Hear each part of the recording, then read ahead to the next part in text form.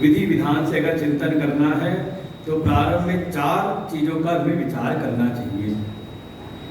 पहला तो जिस ग्रंथ का हम चिंतन कर रहे हैं, जिस ग्रंथ में हम प्रवेश करना चाह रहे हैं, हम ये पहले निश्चय कर लें कि इस ग्रंथ का विषय क्या है, किस विषय का इसमें आपको अध्ययन करने को प्राप्त होगा। दूसरा कहा, जो विषय हम अब जो ग्रंथ हमारे समक्ष है उस पे जिस विषय का भी वर्णन है उस विषय का अधिकारी कौन है। देखो, सारे विषय सबके लिए नहीं होते। हम चाहें कि जाके हम सीधे मेडिकल कॉलेज में भर्ती हो जाए तो वहां द्वार में पूछा जाएगा आपकी योग्यता क्या है। ऐसे ही जिस विषय का हम चिंतन करने जा रहे हैं उस विषय का अधिकारी कौन है। तो पहला विषय, दूसरा कहा अधिकारी, तीसरा कहा इस ग्रंथ का प्रयोजन क्या है। कल भी चिंतन किया था प्रयोजन का, और गोस्वामी जी का हृदय ऐसा कि उन्होंने अपने इस रामचरितमानस की रचना के पीछे 3 प्रयोजन बताए थे। स्मरण हो कल का किसी को? तो तीसरा है प्रयोजन, और चौथा कहा प्रयोजन के साथ में विषय का संबंध क्या है। तो 4 चीजें हो गई, विषय, अधिकारी, प्रयोजन और संबंध।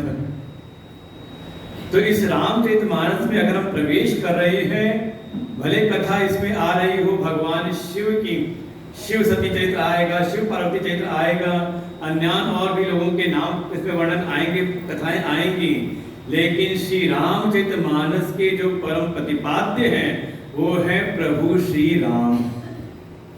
और गोस्वामी इस बात को स्पष्ट कह देते हैं, जय ही महा आदि मध्य अवसाना प्रभु प्रतिपाद्य राम भगवान। ये जो श्री रामचरितमानस है इसके आदि में अर्थात प्रारंभ में, इसके अंत में और इसके मध्य में केवल एकमात्र जो प्रतिपाद्य, जो मुख्य देवता है, जो मुख्य प्रतिपाद्य है, वो है प्रभु श्री राम। तो कहा इस पे जो शिव का चरित्र आ रहा है, अभी हमें अध्ययन करना है 47वें दोहे से। शिव सती चरित्र विस्तार से आएगा, शिव जी के विवाह की चर्चा भी आएगी। तो वो क्या है? तो गोस्वामी जी कहते हैं ये अधिकारी प्रसंग है कि श्री रामचरितमानस में जो कथा दी गई है, जो इसमें राम के तत्व का निरूपण किया गया है, उस तत्व का अधिकारी कौन, उस तत्व को भीतर ग्रहण कर सकता है, कौन उस तत्व को भीतर धारण कर सकता है, उसका अधिकारी कैसा हो, तो उसके लिए ही यहाँ प्रसंग प्रारंभ किया है शिव की कथा का। कल भी चिंतन किया था, सबसे पहले कथा प्रारंभ होती है प्रयागराज से। भरद्वाज मुनि बसहि प्रयागा, तिनहि राम पद अति अनुरागा। कि भरद्वाज ऋषि प्रयागराज में निवास करते हैं, जिनका प्रभु श्री राम के चरणों में अति अनुराग है। विधि विधान से पूजन पाठ उनका करते, उनके इष्ट हैं। तप, संयम, दम इत्यादि से अपने भीतर उसको धारण करते हैं और बहुत ही करुणा निधान है। उन्हीं के आश्रम में प्रयागराज में ही माघ के समय एक समय आगमन हुआ। जैसे हर प्रतिवर्ष अनेकों ऋषि मुनि आते हैं, एक बार याज्ञवल्क्य मुनि भी आए और उनके आचरण को देख करके, उनके शील स्वभाव और उनके भीतर के ज्ञान को और तत्व की निष्ठा को देख करके भरद्वाज मुनि, जब ये ऋषि लोग जाने लगे, उसी समय याज्ञवल्क्य मुनि के उन्होंने चरण पकड़े और उनसे प्रार्थना की। और देखिए पूरी मर्यादा भी गोस्वामी जी हर एक बताते हैं कि अगर किसी से कोई प्रश्न करना हो तो कैसे करें। श्रीमद् भगवद गीता में तो कहा तद्विद्धि प्रणिपातेन परिप्रश्नेन सेवया उपदेक्ष्यते ज्ञानम ज्ञानिनः तत्त्वदर्शिनः। चाहे कोई कितना भी ज्ञानी हो, कितना भी विद्वान हो, अगर उचित प्रकार से सामने वाला जो साधक है, जो शिष्य है, अगर मर्यादा से अगर वो न पूछे तो जो उपदेशक है वो उपदेश नहीं करते। तो वहां विधि बताई कि अगर उस परम तत्व को जानना है तो जाइए किसी संत, किसी गुरु की शरण में। लेकिन कैसे? तो उसका प्रणिपात करके सेवा की भावना के साथ में, और फिर उनसे प्रश्न करें। ऐसे नहीं कि गुरुजी बताओ, गुरुजी का ठीक है 2-4 दिन आश्रम में रहो, कुछ सेवा वाव करो, कहा नहीं सुबह की टिकट है, सुबह बहुत अर्जेंट काम है। ये परंपरा हमारे यहाँ नहीं ज्ञान की। अब तो आसान हो गया है काफी ज्ञान का आदान प्रदान, लेकिन पहले वास्तव में बिना सेवा के नहीं। पहले तो जाके गुरु जी को प्रणिपात करें, उनको प्रणाम करें। प्रणाम करते समय थोड़ा हमारे भीतर जो भी अभिमान है वो अभिमान शिथिल होता है। फिर हो सकता है कोई भीतर तो विनम्रता हो ना, और बाहर विनम्रता प्रकट कर दे। जैसे कभी भागवत जी में आपने सुना होगा 11वें स्कंध में कि यदुवंश के कुछ बालक गए थे ऋषियों के पास में, पिंडारक क्षेत्र में, जहां बहुत सारे ऋषि मुनि वहां पर एकत्र हुए थे। तो यदुवंश के बालक गए थे वहां पर, और वहां वर्णन किया प्रपच्छु अविनीत विनीतवत। वहां जाकर उन्होंने प्रश्न पूछे, कैसे? अविनीत विनीतवत। भीतर से तो विनम्रता है नहीं, लेकिन ऊपर से विनम्रता प्रदर्शित करते हैं, और ये खूब देखने को मिलता है हम लोगों को। और हमारे गुरुदेव तो कई बार कहते थे कि सावधान रहा करो समाज में। जो पहली बार आकर के बिना न हमें जाने समझे सीधे आके दंडवत प्रणाम करे आपके सामने, तो जान जाओ, सावधान हो जाओ कि ये जितनी जल्दी नतमस्तक हुआ उतनी जल्दी ये पूर्ण भी हो जाएगा। क्योंकि अभी उसने हमें जाना नहीं, पहचाना नहीं, और आकर के पूरी श्रद्धा प्रकट कर रहा है। तो पक्की बात है, आज इसकी श्रद्धा अगर पूर्णिमा के चांद के समान है तो कभी न कभी अमावस्या भी आएगी। और 2 चीजें तो पक्का निश्चित रूप से ध्यान रखना चाहिए। एक, श्रद्धा ज्ञान के प्रसंग में है तो श्रद्धा अनिवार्य है, श्रद्धावान लभते ज्ञानम। और अगर आप भक्ति के प्रसंग में है तो उसको कहा प्रेम। ये 2 चीजें जो हैं, इसको संतों ने कहा कि ये दूज के चांद के समान होने चाहिए। जैसे दूज का चांद होता है, एक पतली सी रेखा दिखाई देती है, और फिर धीरे धीरे वो बढ़ता है, और फिर पूर्णिमा की रात्रि आती है। तो कैसा हो, कहा धीरे धीरे। आजकल का प्रेम नहीं कि गए और मिले और पहली नजर में हो गया, तो उतनी जल्दी फिर गहरे में समस्याएं भी उत्पन्न होती हैं। कहा दूज के चांद ये धीरे धीरे जैसे जैसे हम उसको जानते गए, क्योंकि जो क्षणिक मिलन वाला रहता है वो तो हमें थोड़ा थोड़ा उसको जाना है, और वो भी स्थिति ऐसी होती है कि उस समय व्यक्ति अपना अच्छा ही प्रदर्शित करता है। असलियत तो तब खुलती है जब गठबंधन हो जाए और फिर एक साथ रहने लगे। अच्छा ये ऐसा है, इसमें ये भी कमियां हैं, इसमें ये बुराइयां, तो छू मंतर हो जाता है। वास्तव में धीरे धीरे जब वो प्रेम बढ़ता है तो प्रगाढ़ता की ओर जाता है।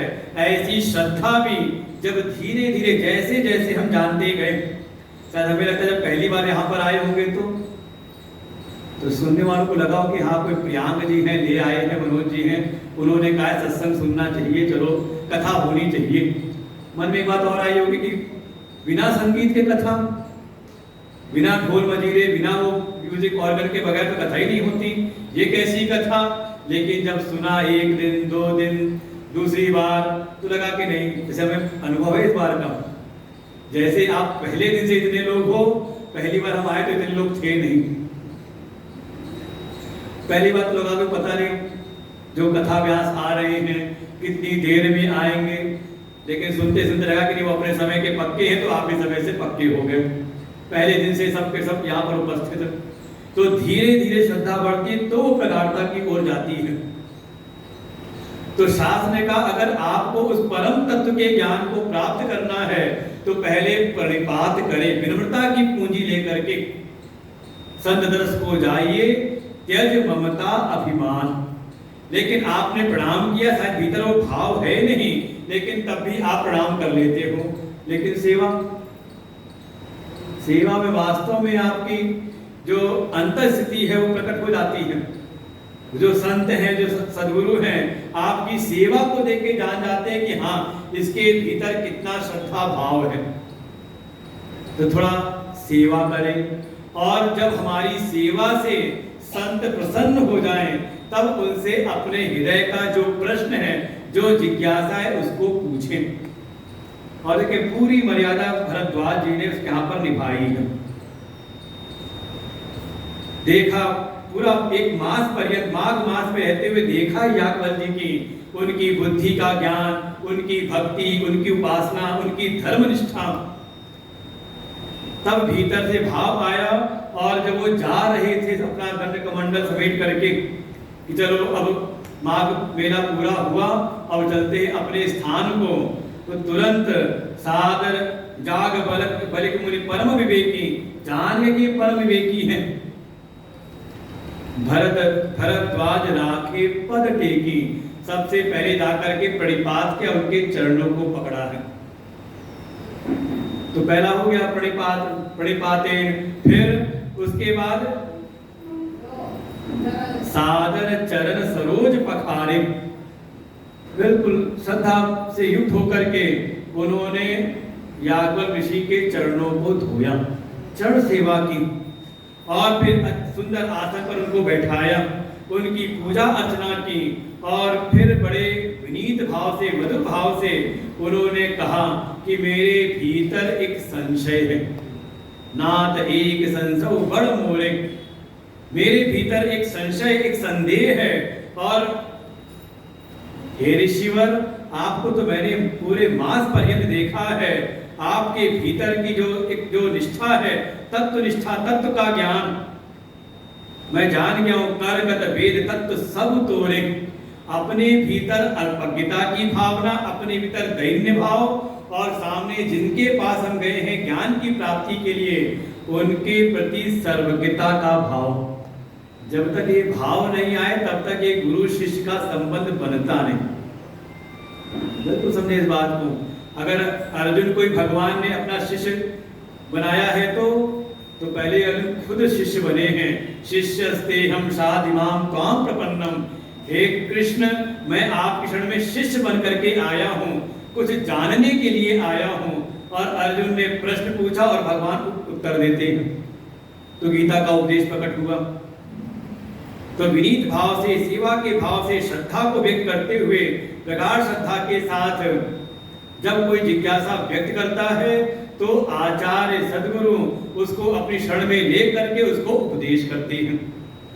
ऐसी भावना पहले शिष्य के भीतर तो हो, ये ना हो कि चलो गुरु जी के पास गए हैं, चलो इनसे पूछ करके देख लेते हैं कि इनको कुछ पता होता है कि नहीं। और हमारे यहाँ तो उपनिषदों की जो विद्या है, जो ब्रह्म विद्या है, उपनिषदों में, वेदों में जो ब्रह्म उपनिषद हैं, उसकी जो ब्रह्म विद्या, वहां तो ऐसे ऐसे प्रसंग आते हैं कि 6 कुल के श्रेष्ठ ऋषि पहुंचे हैं पिपलाद ऋषि के पास में, और जाकर के उनसे प्रार्थना की कि ये दुनियादारी में तो हम सब कुछ प्रगाढ़ता निष्ठा प्राप्त कर चुके हैं, जो सगुण साकार है, सोपाधिक तत्व है, उसको तो हमने जान लिया है, अब हम पर ब्रह्म की खोज के लिए आए हैं, आप हमें उपदेश करिए। वो ऋषि ने देखा, समझ गए कि हाँ है तो अच्छे कुल गोत्र के बड़े तपस्वी ऋषि हैं, लेकिन अभी तो आए मेरे पास में। उन्होंने कहा ठीक है, कुछ दिन रह करके मेरे आश्रम में, कुछ दिन नहीं, 1 वर्ष 1 संवत मेरे आश्रम में रह करके ब्रह्मचर्य श्रद्धया, ब्रह्मचर्य का पालन करते हुए श्रद्धा पूर्वक 1 संवत 1 वर्ष मेरे आश्रम में रह करके सेवा करो, और फिर मेरे पास आना, फिर पूछना जो पूछना चाहते हो। और आगे कहते यदि विज्ञास्याम, अगर मैं वो चीज जानता हूँगा, उस विषय का मुझको ज्ञान होगा, तो मैं तुमको उत्तर दे दूंगा। अच्छा आप बताओ, ऐसे कोई कहे तो आप बताओ, संत के पास में, गुरु जी के पास में गए, कुछ पूछना चाहता हूँ, और गुरु जी कहे ठीक है, आए हो, कम से कम 1 हफ्ता यहाँ रह करके मेरे आश्रम में निवास करो और सेवा करते 7 दिन बाद आना, जो पूछोगे अगर मुझको पता होगा तो तुम्हें उत्तर दे दूंगा। कितने क्षण टिकोगे? लेकिन हमारे अथर्ववेदी उपनिषद में, प्रश्नोपनिषद में वर्णन आया, वो जो 6 कुल के ऋषि थे, वो 1 वर्ष तक संयम पूर्वक, ब्रह्मचर्य पूर्वक गुरु अनुशासन में रहते हुए सेवा करते हैं, और सेवा करते करते जब 1 वर्ष पूर्ण हुआ तब गए गुरु की जी की शरण में और उनसे एक एक करके एक ऋषि ने एक एक प्रश्न पूछा और उनका उत्तर देते हैं। देखिए वास्तव में परीक्षा होती है हमारी श्रद्धा की, हमारे भीतर जिज्ञासा कितनी है। केवल ऐसा तो नहीं कि कहीं सुन सुना करके कौतूहल उत्पन्न हुआ और हम चले गए जानने के लिए। और कौतूहल की एक भावना होती है कि अगर सुनने को मिल गया तो मिल गया, जान लिया हमने, और नहीं मिला तो कोई बात नहीं, अपनी दुनिया चल रही है वैसे ही। इसकी हमारी जिज्ञासा की। वैसे ही भरद्वाज ऋषि ने प्रार्थना की याज्ञवल्क्य ऋषि से और सीधे प्रश्न पूछा। जब वो प्रसन्न होकर के बैठ गए आसन पर, क्या पूछना है, सब पूछते हैं कि राम कौन है। राम कवन प्रभु पूछूं तो ही। अपनी जिज्ञासा को व्यक्त किया। सब कुछ सुनने के बाद याज्ञवल्क्य कहते हैं आप जानते तो सब हो, लेकिन आपके भीतर राम कथा सुनने की कहीं ना कहीं चाह है, इसलिए आप ये सब बातें पूछ रहे हो जिससे कि कथा प्रारंभ हो। और जैसे आपके भीतर ये संशय हुआ है ना कि राम कौन है। अच्छा आप तो जानते हो राम कौन है, पता है कि नहीं? कम से कम ना भी पता हो इतना सावधान रहना। जो कहते हो कि राम का अस्तित्व नहीं, तो उनसे कम से कम संबंध तोड़ करके रखना। और जो मौका पर राम के भक्त हो जाते हैं उनसे भी सावधान रहना। आप कल्पना नहीं कर सकते, कई बार आपको लगता है कि हाँ समाज में कुछ ऐसे हैं जो हमारे सनातन धर्म का विरोध करते हैं, राम का अस्तित्व, और कई बार तो देख करके लगता है कि कैसा हमारे यहाँ का क्या क्या व्यवस्था बनाई हमारे पूर्व के जो भी रहे नीति निर्धारक और शासन करने वाले, कि हिंदुस्तान में राम जी का अवतार भूमि कौन सी है उसको सिद्ध करने में लग गए सैकड़ों वर्ष। लेकिन कोई और आ जाए किसी दूसरे धर्म वाला, वो कह दे परशुराम मंदिर की जो भूमि है वो हमारे बोर्ड की है, क्या होगा? अब उनको सिद्ध नहीं करना है कि हाँ ये उनकी है कि नहीं है, अब ये समिति वालों को सिद्ध करना पड़ेगा कि कैसे ये हमारी है उनकी नहीं है। बताइए कि नहीं? यही कह सकते हैं, विडंबना रही हमारे सनातन धर्म में कई बार ये करके लगता है, और हम कहीं ना कहीं उन्हीं के अनुयायी बनकर के घूमते रहते हैं। सावधान रहना चाहिए। राम कवन प्रभु पूछूं तो ही, पूछ रहे राम के बारे में, लेकिन संशय कैसा है वो समझ ले, यहीं पर वेदांत के सूत्र मिलेंगे। क्योंकि इस रामचरितमानस में हमने कल श्रवण किया था कि 4 घाट हैं, जिसमें 3 घाट पर एक घाट है भगवान शिव वहां पर विराजमान है उपदेशक के रूप में, और पूछने वाली है मां भगवती पार्वती। दूसरा घाट है नीलगिरी पर्वत, जहां उपदेशक के रूप में है काकभूषुंडी जी, और पूछने वाले हैं पक्षीराज गरुड़ जी, भगवान नारायण के सेवक हैं। उनको भी संशय हुआ है कि राम है कौन। कौन किसको संशय हुआ है? जो अपनी पीठ पर नारायण को वहन करते हैं। और तीसरा घाट है प्रयागराज, जहां पर उपदेश करने वाले हैं याज्ञवल्क्य मुनि, और पूछने वाले हैं भरद्वाज।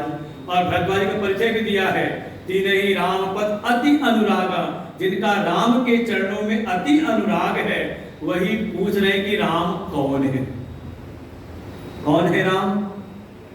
राम एक अवधेश कुमारा तिन कर विदित संसारा, कि एक राम है अवधेश कुमार, अवध के राजा दशरथ के पुत्र हैं, जिनका चरित्र आपने सब जान रखा है। कि नहीं जाना राम कौन है? पूरा चरित्र आपको कथा कहानी याद होगी, कैसे उनका अवतार हुआ, फिर कौन कौन सी इनके जीवन में लीला हुई, फिर कैसे वो गुरु के यहाँ गए, फिर उनका विवाह हुआ, विवाह के बाद फिर वापस आए, राज्याभिषेक की तैयारी हुई और उनको वनवास हो गया 14 वर्ष का। वहां गए तो जानकी जी का अपहरण हुआ रावण के साथ। ये सब पूरा उन्होंने पूछा यही बात। एक राम अवधेश कुमारा दिन कर विदित संसारा, नारी विरह दुख लहेउ अपारा, भयउ रोष उड़न रावण मारा। ये सब कहानी सुन रखी है। रोष उत्पन्न हुआ तो रावण का भी वध कर दिया। प्रभु सोई राम की अपर को जाहि जपत त्रिपुरारी। समझने का प्रयास करेंगे। पूछ रहे हैं कि एक तो जो अवध के जो हाँ प्रकट हुए थे वो राम हैं, या कोई और एक राम है जिनकी महिमा सारे वेदों में, सारे पुराणों में, सभी शास्त्रों में सारे ऋषि मुनि जिनकी महिमा गाते हैं, और तो और स्वयं भगवान शिव। महाराज जी कह रहे थे कि श्रावण मास में अगर राम कथा भी आप सुन रहे हो ना, राम जी का चरित्र सुन रहे हो, तो भी भगवान शिव अत्यंत प्रसन्न होते हैं। क्यों? क्योंकि आप उनके आराध्य, उनके इष्ट की कथा सुन रहे हो। स्वयं वो प्रफुल्लित है क्योंकि उनको भी सुनने को मिल रही है, और आपके द्वारा चलो सुन रहे हैं तो प्रफुल्लित है क्योंकि उनके आराध्य हैं। तो जिनको भगवान शिव दिन रात जपते रहते हैं वो एक राम। तो ये क्या राम अलग अलग है? क्योंकि जिनकी महिमा सारे वेदों में गाई है, जो नित्य रूपाधिक सच्चिदानंद ब्रह्म है, वो तो सर्वज्ञ है, उनमें किसी प्रकार का कोई विकार नहीं। लेकिन जिनकी कथा हमने, जिनका चित्र हमने सुना है, उनमें तो कहीं ना कहीं विकार दिखाई देता है। ब्रह्म है निर्विकार, लेकिन जो हम लीला देखते हैं, कहा भीतर उनके भीतर कैसी भावना है कि स्त्री के विरह में रो रहे, व्याकुल हो रहे हैं। उनके भीतर काम भी उत्पन्न हो रहा है, उनके भीतर क्रोध भी उत्पन्न हो रहा है, तो सारे विकार तो उनमें भी आ रहे हैं।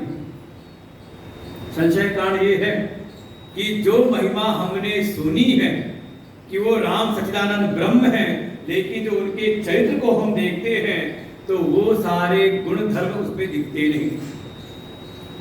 तो क्या ये जिनकी राम की महिमा वेद शास्त्रों में है, क्या वो कोई और है? और ये जो अवध के राजकुमार हुए, क्या ये कोई और है, अन्य है? ये है प्रश्न का मूल। और इस प्रश्न के साथ जैसे ही नतमस्तक हुए, याज्ञवल्क्य जी कहते, हे भरद्वाज, ऐसे ही संशय कीन भवानी, जैसे आज आप पूछ रहे हो, ऐसे ही एक समय पार्वती ने भी पूछा था। उनके मन में भी संदेह उत्पन्न हुआ था, और भगवान शिव ने उनको जो सुनाया था, अब मैं तुमको वही सुनाता हूँ। और फिर कथा प्रारंभ की उस काल में जाकर के, एक बार त्रेता जुग माहि, शंभु गए कुंभज सिपाही। 46वें दोहे से फिर एक प्रसंग प्रारंभ होता है। एक समय की बात है, त्रेता युग में भगवान शिव की तो क्या कहा जाए, उनका जो चरित्र है वो तो कह सकते हैं, या तो अपने स्वरूप में स्थित रहते हैं, या फिर भगवान की कथा में भ्रमण करते हैं, या तो स्वयं कथा का वाचन करते हैं, या तो स्वयं कथा के वक्ता बन जाते हैं, और या फिर चले जाते हैं किसी ज्ञानी महापुरुष के पास में श्रोता बन करके। ऐसे ही भाव आया भगवान शिव के भीतर कि चलो चल करके थोड़ा अपने आराध्य, अपने इष्ट की मैं कथा श्रवण करूं। तो साथ में उस समय उनके थी सती जी, उनको साथ लेकर के चल पड़े। और गोस्वामी तो वर्णन कर देते हैं कि संग सती जग जननी भवानी, साथ में कौन है उनके? कहा जगत की जननी सती जी है उनके साथ में। जैसे ही पहुंचे अगस्त ऋषि के पास, और पुराणों में तो ऐसा वर्णन आता है, ये जो अगस्त ऋषि हैं, सब ऋषियों में इनकी महिमा है। ये अगस्त ऋषि भगवान शिव के शिष्य हैं, जो उनको ज्ञान की प्राप्ति हुई है भगवान शिव से, ये गुरु परंपरा चलती है। शिव पुराण में वर्णन आता है, अगस्त ऋषि उनके शिष्य हैं, और भगवान शिव कहाँ जा रहे हैं? अगर ज्ञान भी प्राप्त करना है, कथा भी सुनने, किसके पास जा रहे हैं? तो देखो ये है कथा के प्रति एक प्रेम की भावना। कथा रसिक हो तो ऐसा हो। और ये देखा है समाज में भी बहुत सारे ऐसे संत हम लोग हैं। अभी महाराज जी ने संकेत किया था कि अभी 2 दिन पूर्व अभी हम लोग यही राम कथा का उत्तर कांड सुन रहे थे अपने गुरुदेव के श्रीमुख से, और जहाँ से बहुत सारे साधक बंधु, श्रोता बंधु, माताएं वहां पर थी वहां पर। और आज फिर बैठ करके तो कभी हम लोग खुद भी सुनते हैं, और जब अवसर मिलता है तो सुनाते भी हैं। श्रोता वक्ता ज्ञान दे कथा राम के गुण का, स्वयं ही श्रोता स्वयं ही वक्ता। और क्या कहें, जब मंच पर बैठते हैं तो माइक वाले से पहली बात ये कह देते हैं, भाई माइक को ऐसा सेट करो कि हमें भी सुनाई दे। कथा के हम वक्ता भी हैं, साथ ही साथ श्रोता भी स्वयं ही रहते हैं। और जब तक ये कथा तान में वापस ना आए, वो आएगा तारतम्य नहीं बन पाता। ये हम लोग के अपने भीतर का भावना है। और अगर ऋषि है तो उनके शिष्य, लेकिन अगर वो कथा सुननी है तो अच्छा मान लो एक आज्ञा देते, वो नंदी को भेज देते, जाओ जाकर के अगस्त को बुला लाओ, कथा सुननी है, तो अगस्त मना करते। लेकिन मर्यादा स्थापित की भगवान शिव जी ने। देखिए ये रामचरितमानस जो है ना, वो स्वामी जी की ऐसी कृति है, ऐसी रचना है जो हमें पग पग पर जीवन की मर्यादा सिखाती है। ये जीवन का संविधान है। इसीलिए सबसे ज्यादा हमारे समझ हिंदी भाषा में जितना ज्यादा महिमा इस रामचरितमानस की हुई, किसी और ग्रंथ की नहीं हुई। कारण एकमात्र है, ये हमें जीवन की मर्यादा सिखाती है। हर जगह पर, हर परिप्रेक्ष्य में, हर परिस्थिति में हमें कैसा व्यवहार करना, व्यवहार का भी शोधन करती है। भगवान शिव ने मर्यादा स्थापित की। अगर ज्ञान की प्राप्ति करनी है तो गुरु जी को अपने पास मत बुलाओ, कभी गुरु जी के पास भी चले जाओ। कम से कम महाराज जी को बुलाते हो, व्यास जी बुलाते हो, कभी उनके आश्रम भी चले आओ। कल हमें बात सब अच्छी लगी प्रवीण जी की। कल कहीं हम लोग बैठे थे सब आप लोग के बीच में ही, तो उन्होंने ये कहा कि आप लोग कभी आश्रम गए कि नहीं गए। हम तो जानते थे जितने लोग बैठे थे तो कोई आश्रम पहुंचा हुआ नहीं। शिव जी मर्यादा सिखाते हैं कि अगर ज्ञान की प्राप्ति करनी है तो गुरु के पास जाओ। गुरु एव अभिगच्छेत, गुरु के पास ही जाएं। और भगवान शिव इस कथा रस को प्राप्त करने के लिए साथ में सती जी को लेकर के पहुंच गए कुंभज ऋषि के पास। एक एक जगह देखें, एक एक शब्द ऐसे तो कह सकते हो आप, आजकल के समय की जो कोई भी नई तकनीक है, कोई नई सब हमारे शास्त्रों पहले से लिखा पड़ा हुआ। कुंभज ऋषि नाम उनका है अगस्त, लेकिन नाम यहाँ क्या दिया? कुंभज। कुंभ से जो उत्पन्न हो, घट योनि, जो घड़े से प्रकट हुए हो, अयोनि जो योनि से प्रकट नहीं हुए। आज के समय में होती है प्रणाली IVF, है कि नहीं? तो क्या है, कोई नया नहीं, हमारे पहले से लिखा पड़ा हुआ हमारे शास्त्रों में। और कम से कम अपने सनातन वेद शास्त्रों पर आपको गर्व होना चाहिए। एकमात्र सनातन संस्कृति के जो शास्त्र हैं, जो ग्रंथ हैं, जिनके मूल वेद हैं, उसमें दुनिया के हर प्रकार का ज्ञान है, चाहे भूगोल का हो, चाहे विज्ञान का हो। हमारे यहाँ के जो वेदांत के जो ज्ञानी हैं, वो 100 वर्षों का पंचांग का निर्माण कर देते हैं कि आज से 100 वर्ष आगे कब सूर्योदय होगा, कब सूर्यास्त होगा। ग्रहों के, नक्षत्रों की गणना वो आज ही कर देते हैं। और नासा भी कई बार हमारे यहाँ के जो मनीषी हैं, उनके जो शास्त्र हैं, उनको साथ लेकर के चलते हैं। सारे शास्त्रों में हमारे पूरे खगोल का, भूगोलिक खगोल तक का वर्णन प्राप्त होता है। ये किसी और में नहीं। दूसरे से पूछोगे तो कहेगा कि पृथ्वी चपटी है।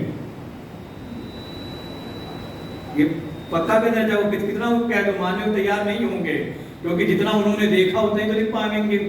हमारे के जो ऋषि मनीषी हैं, उन्होंने वर्णन कर रखा है। आपको चिकित्सा, आपको विज्ञान, आपको वास्तु कला, शिल्प कला, हर प्रकार की विद्या आपको अपने धर्मशास्त्रों में प्राप्त होगी। उसके सूत्र मिल जाएंगे, उसके संकेत मिल जाएंगे। बस आवश्यकता है उसका परिमार्जन, उसका शोधन करने की, उसका विचार करने की। और देखिए, जो वास्तव में हमारे यहाँ आक्रांता आते रहे, कुछ आए, उन्होंने देखा इतना उन्नत ज्ञान है, तो उन्होंने हमारे यहाँ के पुस्तकालयों में आग लगा दी। ऐसा ना हो कि हमारी जो महिमा है वो धूमिल रह जाए, छुपी रह जाए।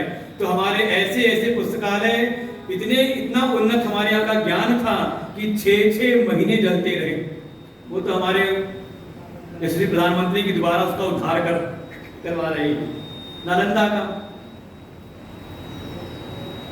और जिसने भी उसको जलाया, उसने भी देखा कि जो मुझको रोग हुआ था, हमारे सारे नीम हकीम लग गए, दूर नहीं कर पाए।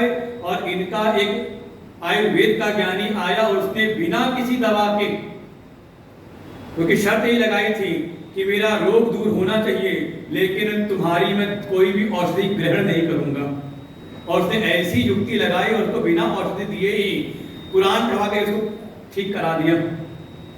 लेकिन जब उसको पता चला किस कारण से हुआ तो उसको तो मरवाया, साथ में सारा ये जो ज्ञान का भंडार था उसको नष्ट करने का प्रयास किया। लेकिन उसको उस मूर्खों को पता नहीं था कि ये जो ज्ञान का अक्षर भंडार है ये हमारी ऋषियों की, कहते हैं कि उनकी मेधा में ये सुरक्षित था। ऐसा दिव्य ज्ञान उसको नष्ट किया। लेकिन वहीं पर जो दूसरे आक्रांता आए जिन्होंने बाद में रूल किया, उन्होंने जब देखा इस दिव्य ज्ञान को तो हमारे समाज पर तो अपनी बिल्कुल कह सकते मजदूर बनाने वाली शिक्षा पद्धति लागू की और हमारे यहाँ के उन्नत ज्ञान को लेके चले गए अपने यहाँ पर। और आज भी जितना हमारे वेदों पर शोध ब्रिटिश करते हैं, जितना जर्मनी वाले करते हैं, उतना हमारे यहाँ अभी तक कोई चिंता नहीं थी सब चीजों के लिए। अब धीरे धीरे सब व्यवस्थाएं बन रही। एक एक चीज का जैसे कम से कम अपने सनातन धर्म के वेद शास्त्रों पर गर्व होना चाहिए। हमें ज्ञान नहीं, ये हमारी कमी है कि हमने कभी उसको जानने का प्रयास नहीं किया। इसीलिए मैंने कहा था कि कल अगले दिन आइए तो कम से कम शास्त्र लेकर के आइए। ये जो हमारे वेद पुराण उपनिषद हैं ये केवल कपड़ा लपेट के वहां पूजा में रखने के लिए नहीं है, ये स्वाध्याय चिंतन करने के लिए है। केवल पूजने के लिए पूजने का भाव ये है कि इनका हम आदर करें। आदर तो हमारे इतना है कि हमें बचपन का याद है, अगर अपनी जो स्कूल की किताब है वो भी अगर जमीन पर गिर जाए, पैर लग जाए तो 3 बार माथे से उसको हम लगाते थे।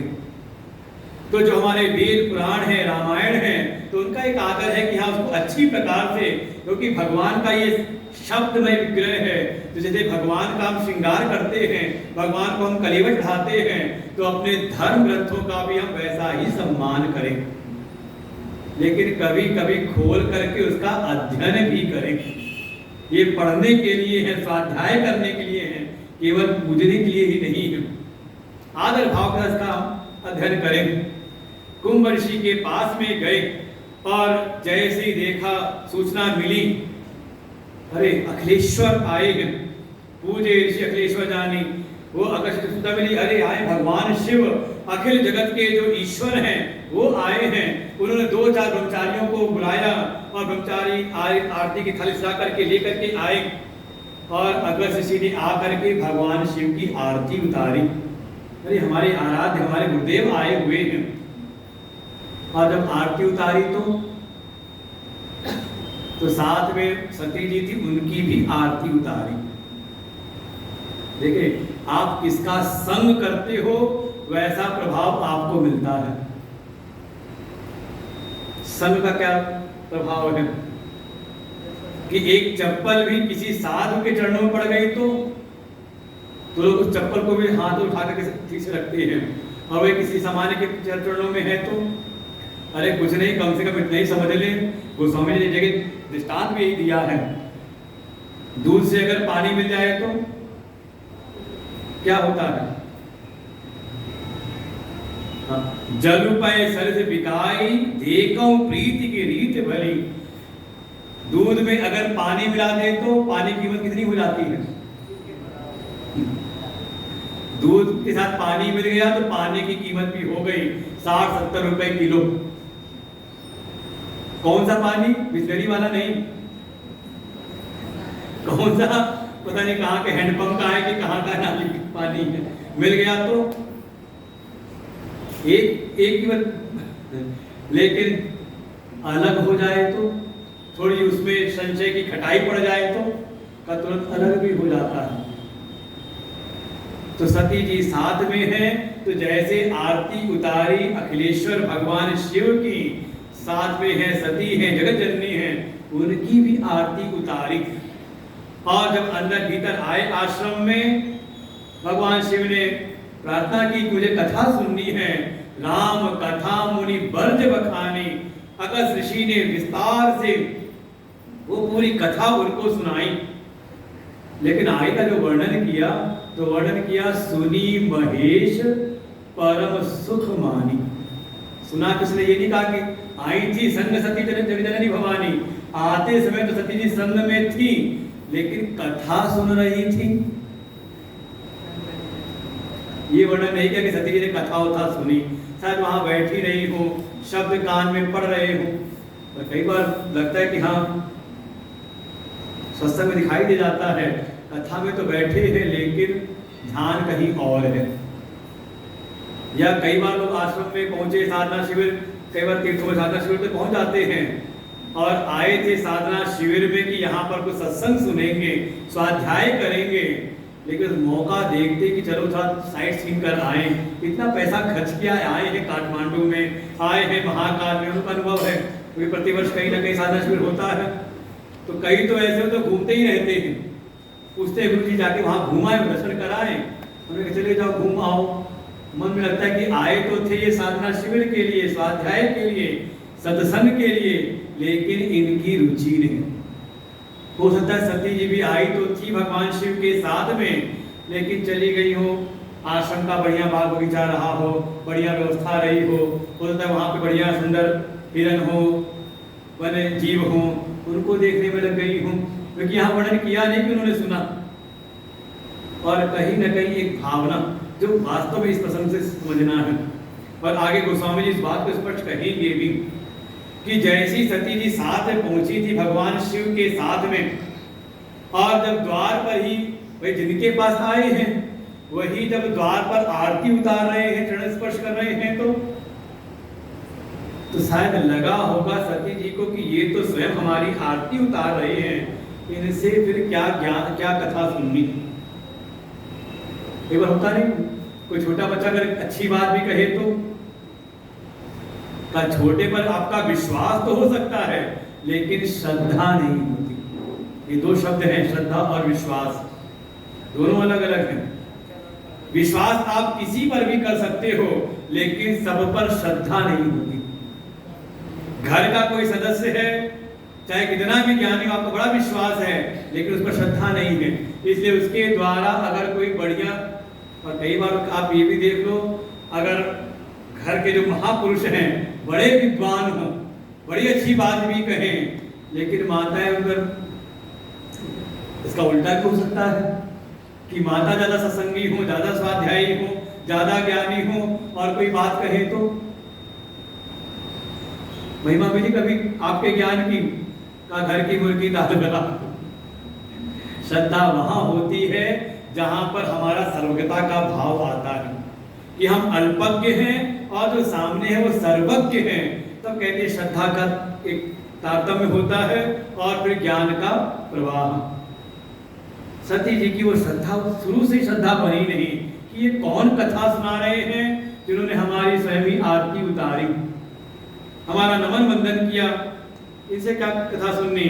तो बिल्कुल कथा केवल भगवान शिव ने सुना, और जो प्रयोजन था गोस्वामी जी का, 3 प्रयोजन थे ना, निज गिरा पावन करण कारण, अपनी वाणी, अपनी इंद्रियों, अपने करण, अपने अंतःकरण को शुद्ध पवित्र करना, दूसरा था कि भगवान के तत्व का बोध हो, और तीसरा था स्वांतः सुखाय, अपने अंतः सुख की अनुभूति।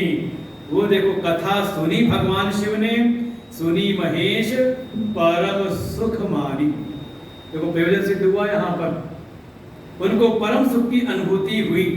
और फिर अब ज्ञान सुना है तो जिसे ज्ञान प्राप्त किया है कोई दक्षिणा देनी पड़ेगी ना, तो कोई इशारा हुआ हो कि आपको क्या दूं मैं।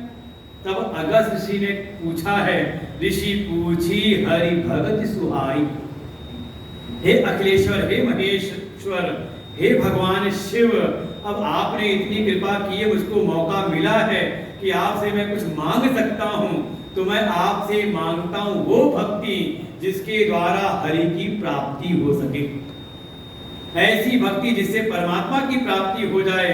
और जब पूछा ऐसे तो कही शंभु अधिकारी पाई, भगवान शिव ने भी उनको हरि भक्ति प्रदान की।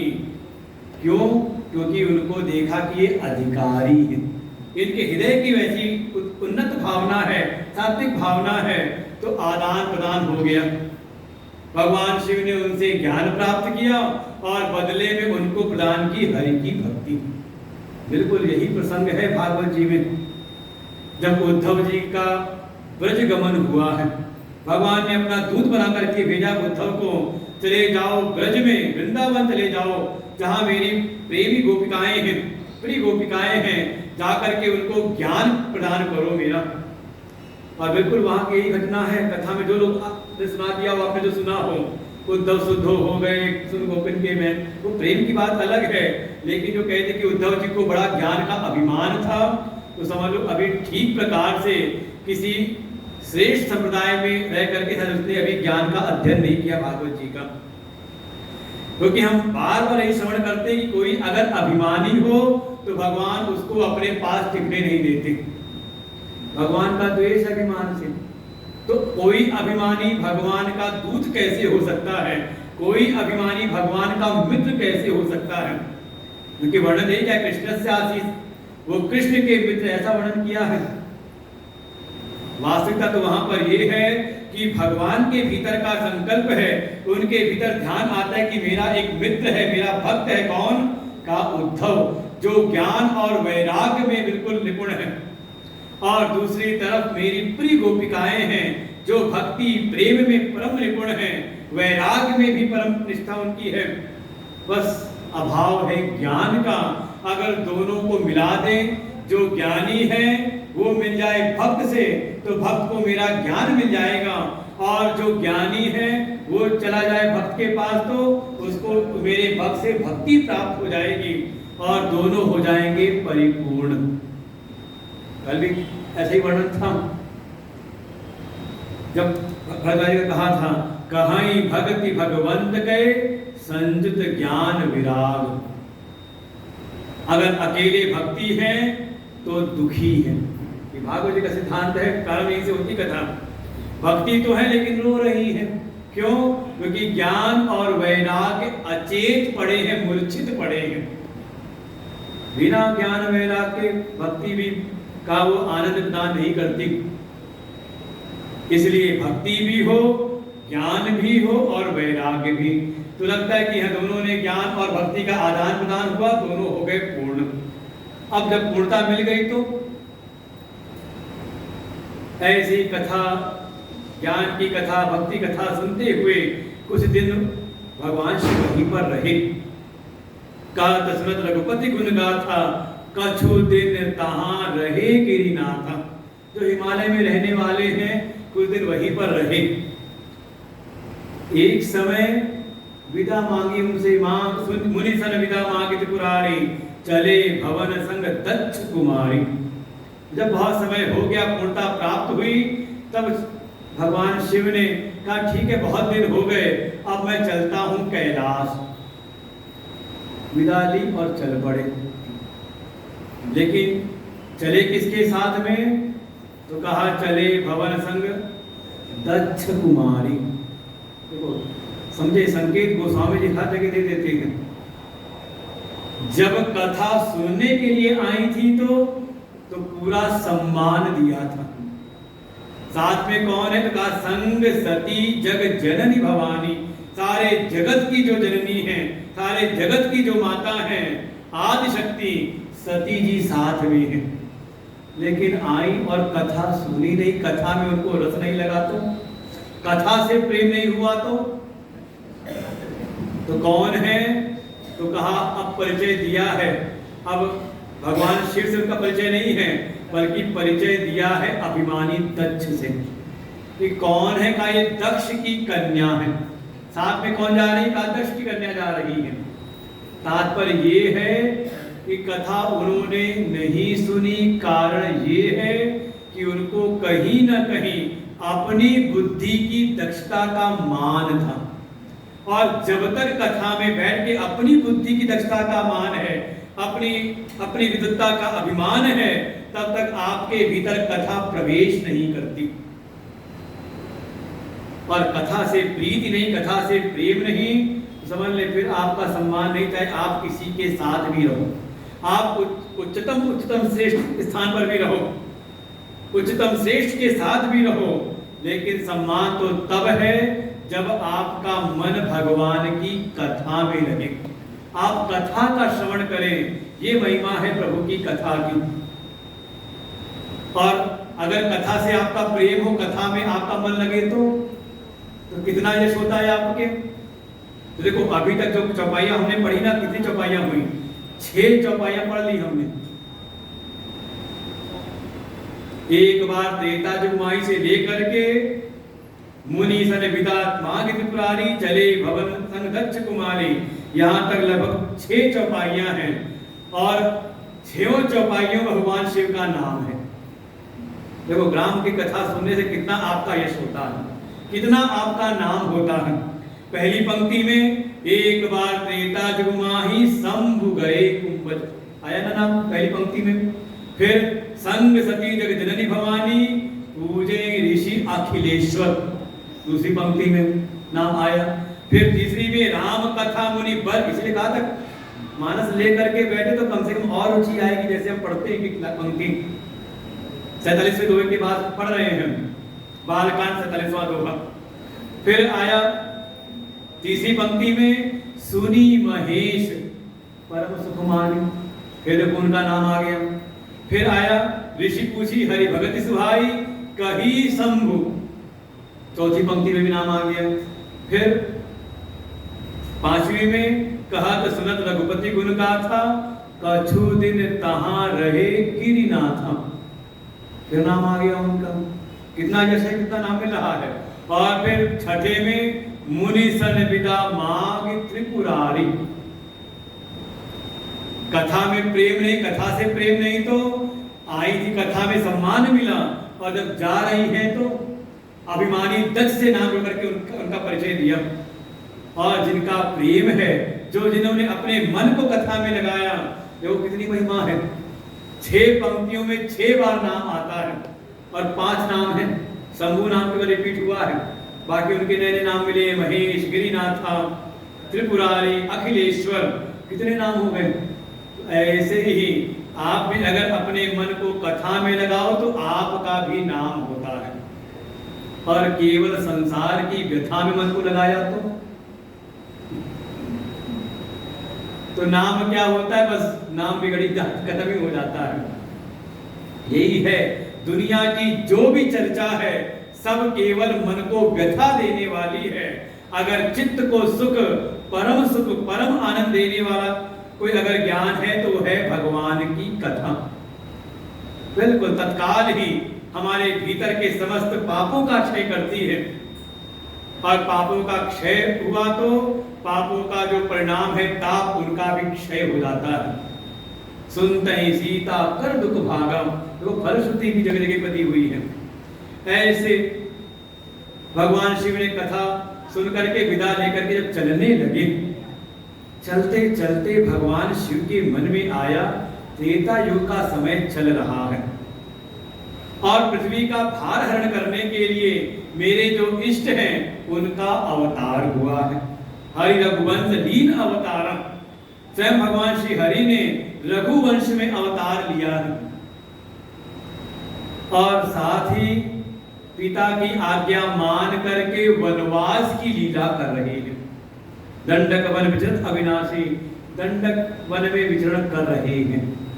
मन के भीतर भाव आया कि जिस मतलब देखो ये भाव अपने भीतर भी आना चाहिए कि जिनकी हम निरंतर कथा सुन रहे हैं, जिनकी बारंबार हम कथा सुन रहे हैं, कम से कम प्रभु की कृपा हो कि उनका अनुभव भी हमें हो जाए। कि नहीं चाहिए कथा ही सुननी है, केवल कम से कम जिनकी कथा हम सुन रहे हैं उनका अनुग्रह मिले, उनकी कृपा मिले, कभी उनके हमें दर्शन भी प्राप्त हो जाए। और संभव है, बशर्ते ये है कि भीतर उतनी इच्छा भी हो। राम कथा सुन करके, भगवत कथा सुन करके भगवान से हमारी प्रीति बढ़े, भगवान से हमारे प्रेम की भावना बढ़े, ऐसा चित्त हमारा आसक्त हो जाए। देखो जिस चीज में आप अपने मन को आसक्त करते हो वो आपको कभी न कभी मिल ही जाती है। तो भगवान नहीं मिल रहे तो यही समझ लो कि अभी वो चित्त में वो आसक्ति भगवान से उतनी प्रगाढ़ता, भगवान से उतना प्रेम अभी हुआ नहीं। हृदय के भीतर विचार करते हुए जा रहे हैं, उन प्रभु के दर्शन मिल जाएं। गुप्त रूप से वो अवतार लिए हुए हैं, अपनी महिमा को छुपा करके एक सामान्य नर के जैसे लीला कर रहे हैं। अगर उनके सन्निकट में चला गया तो उनका सारा भेद खुल जाएगा, रहस्य की लीला खुल जाएगी, वो उचित है नहीं। ऐसी दूर से भी अगर उनके दर्शन प्राप्त हो जाएं, जिसे कोई इसका रहस्य भी ना जाने, कारण क्या है? तुलसी दर्शन लोभ मन डर लोचन लालची। भीतर एक भय भी है कि ये रहस्य, लीला का रहस्य ना खुले, लेकिन दूसरी तरफ भीतर मन के लोभ भी है। ये काम क्रोध मद लोभ, ये कहा गया ये दोष है, विकार है। गोस्वामी जी की ऐसी महिमा है कि ये जो मन के विकार हैं, उन्होंने कहा इन विकारों से भी आप भगवान की प्राप्ति कर सकते हो। देखो काम जो है, काम की जो भावना है वो मन के भीतर, कहते हैं मन का विकार है, लेकिन यही कामना अगर भगवान से जुड़ जाए तो भगवान की प्राप्ति करनी है, भगवान का दर्शन करना है, भगवान की कथा प्राप्त करनी है, तो कहा यही जो आपके भीतर की कामना रूपी दोष है, यही आपका सद्गुण हो जाता है। क्रोध, क्रोध क्या है? मन का विकार है। षड विकारों में है काम, क्रोध, लोभ, मोह, मद, मात्सर्य, ये षड विकार है।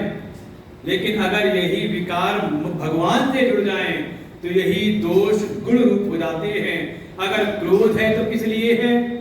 अच्छा, कभी रामलीला देखी हो और वहां क्रोध दिखाई दे लक्ष्मण जी का, कैसा लगता है? चाहे वो वनवास के समय धनुष उठा लिया हो लक्ष्मण जी ने कि भैया कहीं जाने की जरूरत नहीं, ये जो स्त्री लंपट जो राजा है दशरथ, सीधे नाम लिया है, मैं अभी इसको बंधन में डालता हूं, अभी आपको बलपूर्वक राजा बना देता हूं। कभी देखा हो ये दृश्य रामलीला में? खराब लगा कभी? लक्ष्मण जी का क्रोध है, या जो उनका क्रोध प्रकट होता है धनुष भंजन की लीला में, जब जनक जी ने कहा कि लगता है कि इस समय सारी ये जो भूमि है ये वीरों से शून्य हो गई है, अरे तमतमा के उठ खड़े होते हैं लक्ष्मण जी, कैसे तुमने अनुचित बात कही है? जिस सभा में रघुवंश का कोई भी एक हो और मेरे रघुकुल मणि प्रभु श्री राम जहां विराजमान हो जिस सभा में, वहां ऐसी कोई अनुचित बात कहे तो बुरा लगा कभी? अच्छा लगता है, क्यों? क्योंकि वो क्रोध समर्पित है भगवान को। और एक बात तुम्हारे बुढ़े सदैव कहते हैं इस बात को, अगर आप सनातनी हो, आप सनातन हिंदू धर्म वाले हो और आपके धर्म पर कोई आक्षेप करे, आपके धर्म ग्रंथों पर कोई आक्षेप करे, कोई हमारी रामायण को जलाए फाड़े और उससे हमारा कहीं संपर्क हो, किसी प्रकार का संबंध हो, वो जिस पार्टी से उसका संबंध हमें त्याग देना चाहिए। कोई भरी सभा में सड़क पे इसको जलाए, इसका विध्वंस करे, अपमान करे, कोई हमारे धर्म ग्रंथ का अपमान करे, कोई हमारे संतों का अपमान करे, कोई हमारे भगवान का अपमान करे, और उससे अगर आपका संबंध है समझ लो फिर आप सनातनी हो नहीं, भले आपका जन्म हुआ हो। और कह सकते हैं आज के समय विभाजन होता है, जब राजनीति होती तो विभाजन होता है। कैसा विभाजन? अभी चर्चा चली, उन्होंने कहा कि जैसी स्थिति बांग्लादेश में बनी है वैसी यहां भी हो सकती है। कैसे?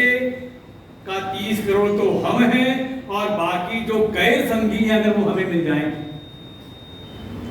वो जानते हैं कि भले ये बहुमत में हैं, लेकिन भले हिंदू धर्म वाले हैं, लेकिन सब सनातन धर्म के अनुयायी नहीं हैं जिनको हम अलग कर सकते हैं। ये उन लोगों की भीतर की धारणाएं ऐसी हैं। कारण यही है क्योंकि हमारे सनातन धर्मावलंबी ऐसे ऐसे हैं जिनके सामने कोई निंदा करता है वेद शास्त्रों की, निंदा करता है संतों की, महापुरुषों की, निंदा करता है भगवान की, ईश्वर की, और हम मुस्कुरा करके उसको टाल देते हैं। वो स्वामी जी की अगर बातचीत में बैठानी हो उनकी पावन स्मृति में, तो उनका बिल्कुल निश्चित मत है, जाके प्रिय न राम वैदेही तजिए ताहि कोटि वैरी सम जद्यपि परम स्नेही। बिल्कुल, ये जब तक निष्ठा नहीं आती तब तक आप चाहे कितनी साधना उपासना कर लो, कोई उसका परिणाम नहीं। ये निष्ठा आनी चाहिए। क्रोध हो तो क्रोध, बिल्कुल कोई हमारे सनातन धर्म को का पर आक्षेप करे, उसका अपमान करे, हमारे धर्म ग्रंथों का अपमान करे, और उस समय अगर आपका क्रोध प्रकट नहीं होता तो आपके जीवन को धिक्कार है। लोभ हो तो लोभ तो देखिए दे रखा है, तुलसी दर्शन लोभ मन। भगवान शिव कहते हैं एक तरफ तो भय है कि ये लीला का रहस्य ना खुल जाए, सब इस भेद को जान ना जाए, लेकिन भीतर मन लोभी है। किस चीज का लोभी है? भगवान के दर्शन का लोभी। लोभ हो भगवान के साधन करने का, भगवान के मंत्र के जप का लोभ, लोभ हो भगवान की सेवा का लोभ हो, लोभ हो भगवान की कथा का लोभ हो, और कथा मुझको सुनने को प्राप्त हो जाए, तो समझ लो ये विकार भी आपका सद्गुण बन जाता है। बिल्कुल अपने विकारों को हम लोचन लालची, ये नेत्र भगवान शिव की भावना है कि ये मेरे नेत्र इतने लालची हो रहे, कैसे दर्शन मिल जाए। और जब ऐसी जो भावना भीतर की बनी तो वो स्वामी जी कहते हैं बस वो प्रसंग इस समय चतुर्भुज राम कथा को ले आते हैं 48वें दोहे की बात से। रावण मरन मनुज कर चाचा, प्रभु विधि भजनु कीन चह साचा, जो नहीं जाऊं रही पछतावा, करत विचारु न बनत बनावा, यही विधि भय सोच बसईसा, तेहि समय जाई दस सीसा, दीन नीच मारी जय संगा, भयो तुरत सोई कपट कुरंगा, करि छलु मूढ़ हरि भय देहि, प्रभु प्रभाव तस विदित न थे, मृग बलि बंधु सहित हरि आय, आश्रम देखि नयन जल छाय, विरह विकल नर इव रघुराय, खोजत विपिन फिरत दो भाई, कबहु जोग वियोग न जाकी,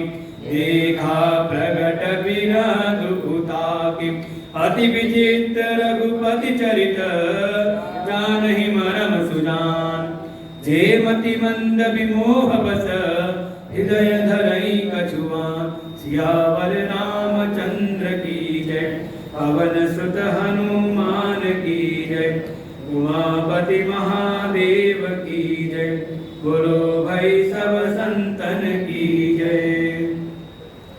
इधर भगवान शिव के मन के भीतर का ये भाव कि जिनकी हमने अभी कथा सुनी, समय भी है उनके अवतार लीला की, कृपा हो जाए, भगवान का अनुग्रह हो जाए, क्योंकि ये मेरा मन लालची है, लोभी है, ये नेत्र दर्शन करना चाह रहे हैं, उनके दर्शन मिल जाएं, दर्शन भी मिल जाए, दर्शन भी हो जाए, और ये लीला का जो रहस्य है ये भी भंग ना हो, उनकी लीला में किसी प्रकार का कोई विघ्न ना हो। ऐसे भाव के साथ चले जा रहे हैं सती जी के साथ में। और इधर गोस्वामी जी कहते हैं बिल्कुल यही समय विधाता ब्रह्मा के अनुसार ही इस पृथ्वी के भार को हरने के लिए स्वयं भगवान नारायण राम का अवतार लेकर के प्रकट हुए। रावण मरण मनुज कर जाचम, बिल्कुल रावण का वध करने के लिए मनुष्य शरीर में आए हुए हैं। और फिर लीला भी हो रही है, कुछ लीला उला हुई उसी समय, कुछ घटना घटित हुई, सुप्रका की नाक कान काटी, जाके उसने रावण को चिताया, रावण आए महिष को लेकर के, और वो जो कपट लीला की, उस लीला के द्वारा जानकी जी का अपहरण हो गया। सब हो चुका है, करि छलु मूढ़ हरि भय देहि, जानकी जी का अपहरण कर लिया है। और इसके बाद जो लीला प्रकट करते हैं प्रभु श्री राम, आप नहीं कर सकते। समाज में कभी ऐसा किसी की पत्नी खो जाए तो, अच्छा किसी की पत्नी खो जाए तो कहाँ जाएगा? सबसे पहले किससे पूछेगा? अड़ोस पड़ोस में पता करेगा, अपने रिश्तेदारों के यहाँ पता करेगा, और जब ना पता चले तो फिर जाएगा पुलिस थाने। है कि नहीं? कितना व्याकुल हो जाए, कुत्ते बिल्ली से पूछने लगेगा। देखो प्रभु की जो लीला है ना, बिल्कुल जो कार्य प्रभु करते हैं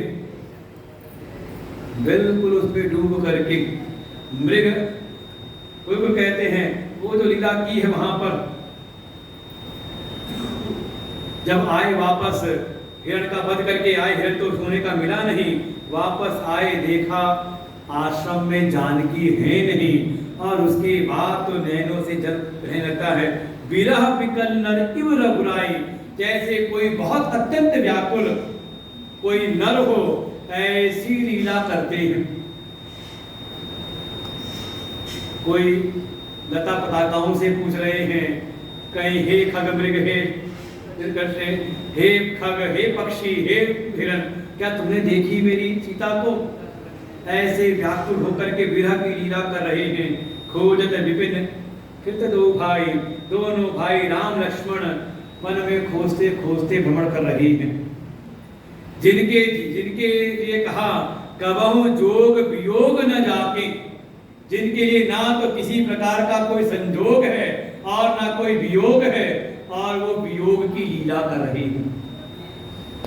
देखा प्रगट विरह दुखता के, जिन जो है आनंद सिंधु, और उनमें भी दिखाई देता है दुख। वेदांत के गहन रहस्य हैं, अभी आएंगे इस पर चिंतन करेंगे। ऐसे रघुपति भगवान राम के वो विचित्र चरित्र को देखो, जो ज्ञानी हैं वो तो सब रहस्य जान लेते हैं, और जो मंदमती हैं तो वो मोहित होकर के उसमें कहीं ना कहीं कोई ऊंच नीच वाली बातें ढूंढते रहते हैं। उसी समय सारी लीलाएं हो रही थी, और भगवान शिव नंदी पर आरूढ़ होकर स्त्री के साथ में ऊपर ऊपर जा रहे थे।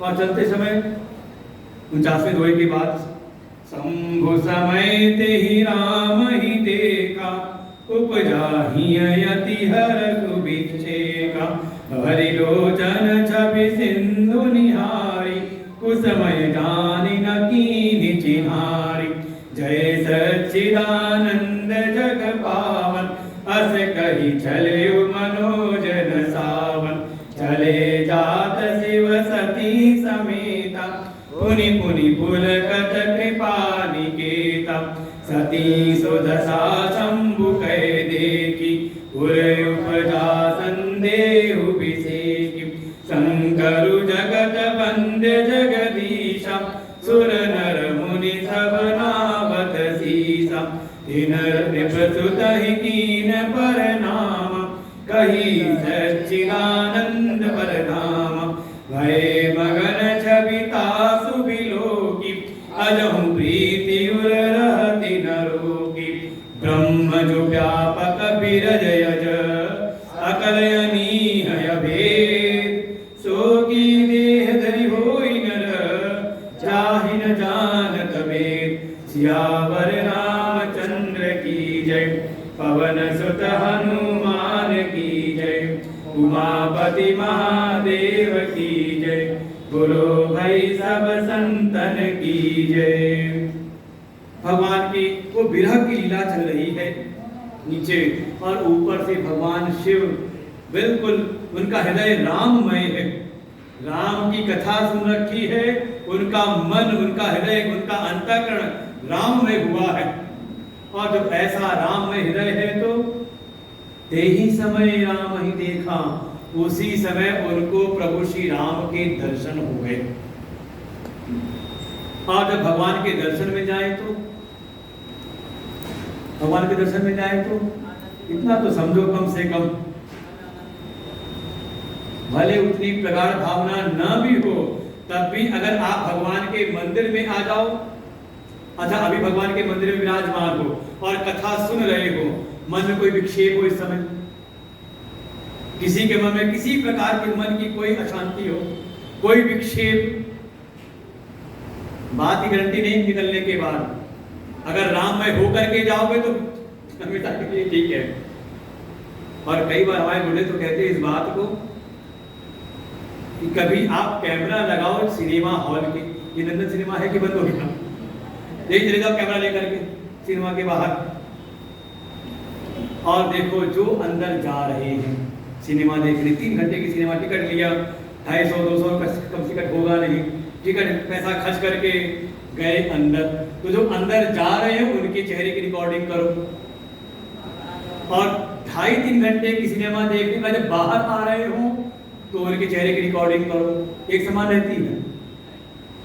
वहां दिखाई देता है कि जब जा रहे हैं तो बड़े उमंग में हैं, बड़ा एक खुशी है चेहरे पर, और 3 घंटे वहां अंधेरे में बैठ के सिनेमा देखा, और जब बाहर निकलेगा थके हारे से बस जल्दी घर पहुंचो। है कि नहीं? ये अनुभव किया कभी? गए नहीं तो अनुभव कैसे किया होगा, जाके देखो कम से कम। हमारे गुरुदेव कहते हैं कि ठीक उल्टा, आप कहीं सत्संग हो रहा हो, कहीं कथा हो रही हो, वहां आप कैमरा लगा दो तो कई बार दिखाई देता है कि कोई बिल्कुल खिन्न मन से, कोई बिल्कुल विक्षिप्त मन, अशांत है, घर में खटपट हुई, चलो कथा में चलते हैं, आए थे थके हारे से, प्रवेश किया था, लेकिन जब बैठ करके 1-2 घंटे कथा सुनी और कथा का भीतर अवगाहन किया, भीतर को समझ में आया, और जब बाहर निकलते हैं तो हमने तो कई बार कहते 3 घंटे, 2-2.5 घंटे, 3 घंटे आप लोग बोलते थकते नहीं, हमने कहा थकते नहीं, बल्कि कथा सुना करके और फ्रेश हो जाते हैं, माइंड और फ्रेश, और लगता बड़ा अच्छा हो गया। क्या है? क्या ये कथा का प्रभाव है, कथा के द्वारा भगवान का अनुभव, भगवान के दर्शन, और फिर भगवान शिव ने दर्शन देखा तो उपजा ही अति हर्ष विशेष, विशेष प्रकार से हृदय उनका हर्षित हो गया, अति उनको हर्ष हुआ। ये है कथा का तात्कालिक परिणाम। और जब हृदय में प्रेम प्रकट होता है, हर्ष प्रकट होता है, तो कई बार नेत्र हमारे छलक जाते हैं, कुछ आंखों से भरी लोचन छवि सिंधु निहारे, भगवान की वो अलौकिक छटा को निहार करके, वनवासी राम को देख करके भगवान शिव के नेत्रों से कुछ जल प्रकट हो गए। बस अनुचित समय है, ठीक समय है नहीं, इसलिए पास जाकर के कोई परिचय नहीं देते। कोई लीला की मर्यादा को स्थापित रखना है तो न कीन चिन्हारी, कोई परिचय किया नहीं, ऊपर से निहारते हैं। तो कई बार ये भी देखना चाहिए, कहीं कोई अच्छा विशेष कार्य चल रहा हो तो थोड़ा उसको दूर से ही निहारना चाहिए, नहीं कि चले गए वहां जाके और बिगाड़ दी व्यवस्था को। इसका भी समझ होनी चाहिए व्यवहारिक जगत में। और ऊपर से देखते ही देखते, ऊपर से ही भगवान शिव को प्रणाम किया। दिख कौन रहे हैं? नीचे दिख रहे हैं व्याकुल, विरह से पीड़ित राम, रोते हुए दिखाई दिए राम। और जब भगवान शिव ने प्रणाम किया तो जय सच्चिदानंद जग पावन, हमारे प्रभारी जी खुश हो जाए, उनका नाम आ रहा है बार बार, सच्चिदानंद जी गायब लेकिन दिख नहीं रहे, जय सच्चिदानंद जग पावन, सारे जगत को पवित्र करने वाले कौन है? का सच्चिदानंद। सतमाने त्रिकाले प्रतिष्ठति, जिसका कभी तीनों काल में नाश ना हो उसको कहते हैं सत। चित माने का जो ज्ञान स्वरूप हो, सर्वज्ञ हो, उसको कहते हैं चित। और जो आनंद सिंधु हो, जिसमें दुख का लेश मात्र भी ना हो, उसको हम कहते हैं आनंद।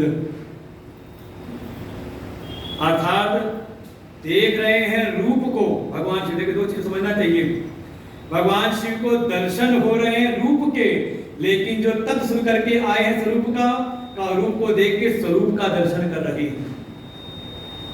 यही विधि सीखनी है सत्संग के द्वारा।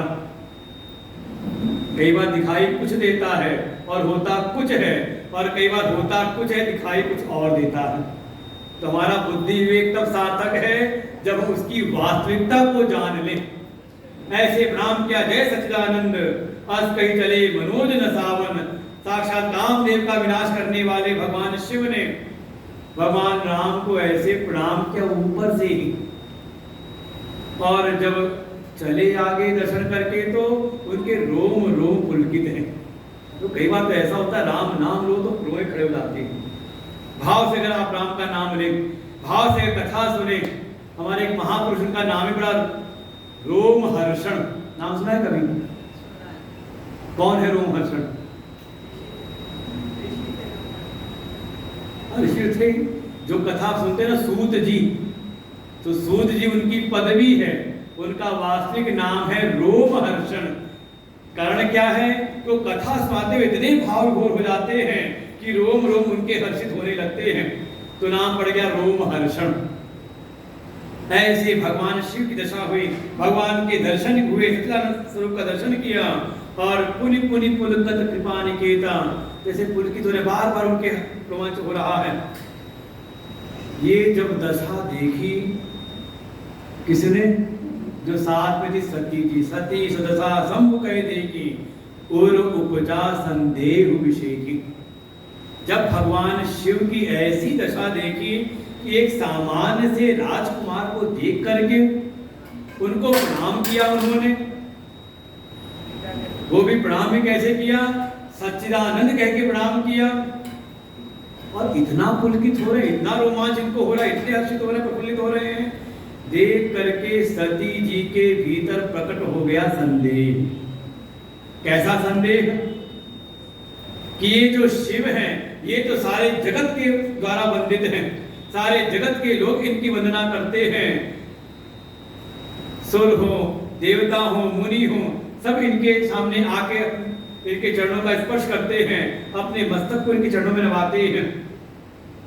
ऐसे जगत वंद्य, ऐसे भगवान शिव एक राजा के पुत्र को, नृपसुतन राजा के पुत्र को प्रणाम कर रहे, कीन प्रणाम। और प्रणाम किया तो चलो किया, प्रणाम कर लिया, हाथ जोड़ के कह दिया, और कह रहे सच्चिदानंद कह दिया। ये कैसे सच्चिदानंद? परम धाम है, ऐसा क्यों कहा?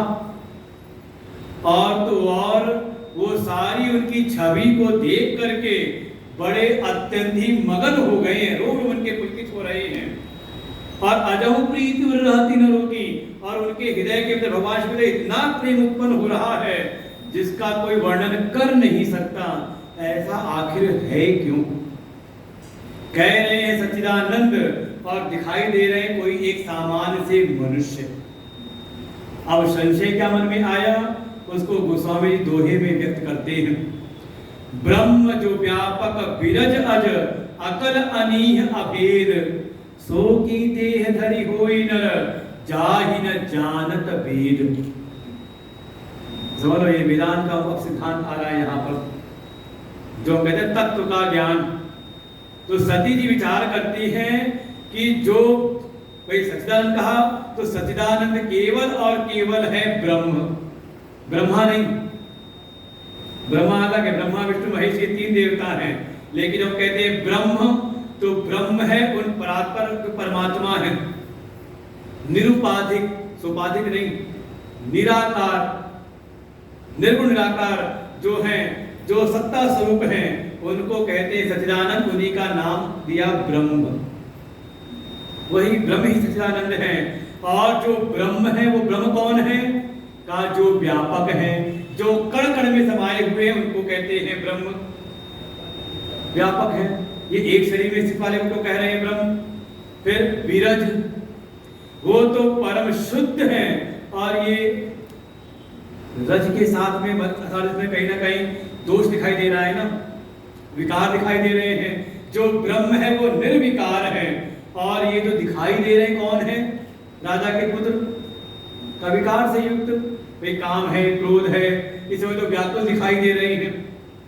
फिर का अज, जो ब्रह्म है अजन्मा, उसका कभी जन्म नहीं होता। और इनका तो जन्म हुआ है ना, मनुष्य के रूप में दिखाई दे रहे हैं, जन्मे हैं। और तो और ब्रह्म उसको कहते हैं जिसमें किसी प्रकार की कोई कलाएं ना हो।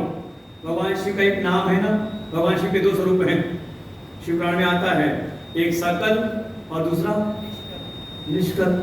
शिव पुराण पढ़ा होगा तो वो सकल निष्कल दोनों हैं। तो जो ब्रह्म है वो निष्कल है, कलाओं से रहित है, और ये तो कलाओं से युक्त दिखाई दे रहे हैं, गुण कलाओं से युक्त। और तो और जन्म किसी का कब होता है? तो कहा उसके कर्मों के कारण। भाई जैसे पूर्व में कर्म थे, उन कर्म के फलों को भोगने तो हम आए हुए हैं। और अच्छा, जीवन में कर्म है तो कर्म क्यों है? कोई ना कोई भीतर चेष्टा है, इच्छाएं हैं, तब तो कर्म कर रहे हैं। और कर्म हो रहा है तो फिर जन्म हो रहा है कर्म का फल भोगने के लिए। तो कहा जो ब्रह्म है वो कैसे? कहा वो अनी है। अनी माने जिसमें किसी प्रकार की इच्छा ना हो। इच्छा नहीं तो कोई कर्म नहीं, और ये तो कोई ना कोई कर्म करते हुए दिखाई दे रहे हैं, तो यही है। और ब्रह्म कैसा है? कहा वो अभेद है, उसमें किसी प्रकार का कोई भेद नहीं। 3 प्रकार के भेद कहे जाते हैं, सजाति भेद, विजाति भेद और स्वगत भेद। सुनाई बात है। आज तक बड़ी चर्चा है, जाति की चर्चा पर चलती है ना। अच्छा, एक बात समझ के रखना कम से कम समाज में, ये जो जितने नेता लोग हैं जाति की बात करें तो कहां करेंगे? केवल हिंदुओं में। अन्य धर्म में बात नहीं करेंगे, जाति की गणना वहां कराओ। कहां कराओ? हिंदुओं में। किस लिए? कि तोड़ो और अपना शासन बनाओ। अच्छा, यहाँ कहीं मंदिर में लिखा है कि कौन सी जाति वाले प्रवेश कर सकते हैं, कौन से नहीं कर सकते? कहीं है ऐसा विधान इस मंदिर में? कोई शर्मा जी नहीं है ना, किसी मंदिर में नहीं है। लेकिन उनके यहाँ है कि एक की मस्जिद है दूसरा जा सकता, दूसरे की तो दूसरा तीसरा नहीं जा सकता। ये है, वहां पर भेद है।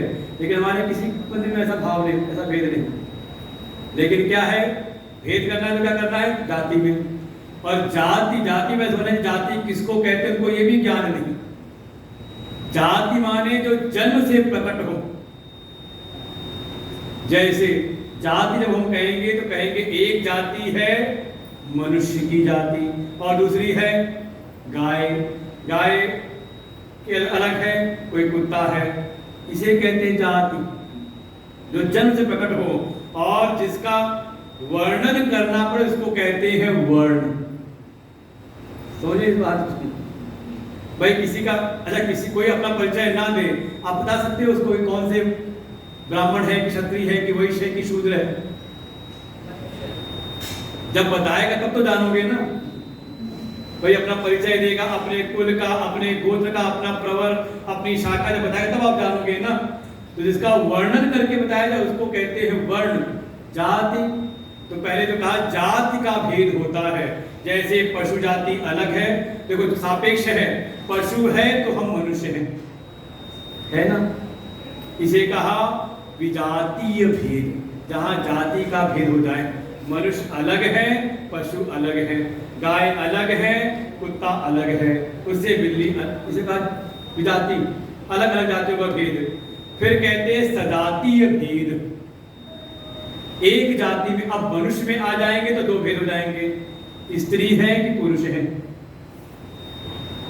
फिर आप आ जाओगे ब्राह्मण है कि क्षत्रिय है कि वैश्य है कि शूद्र है। क्या आया? का 4 का भेद आ गया उसमें।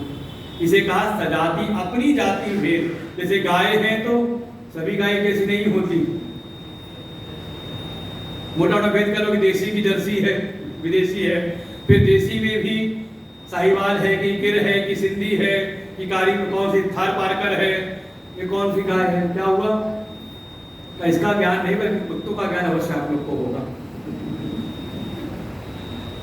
ये हमारे कहीं ना कहीं विडंबना है हमारे धर्म की। इसे कहा सजाति, अपनी जाति में भेद होता है।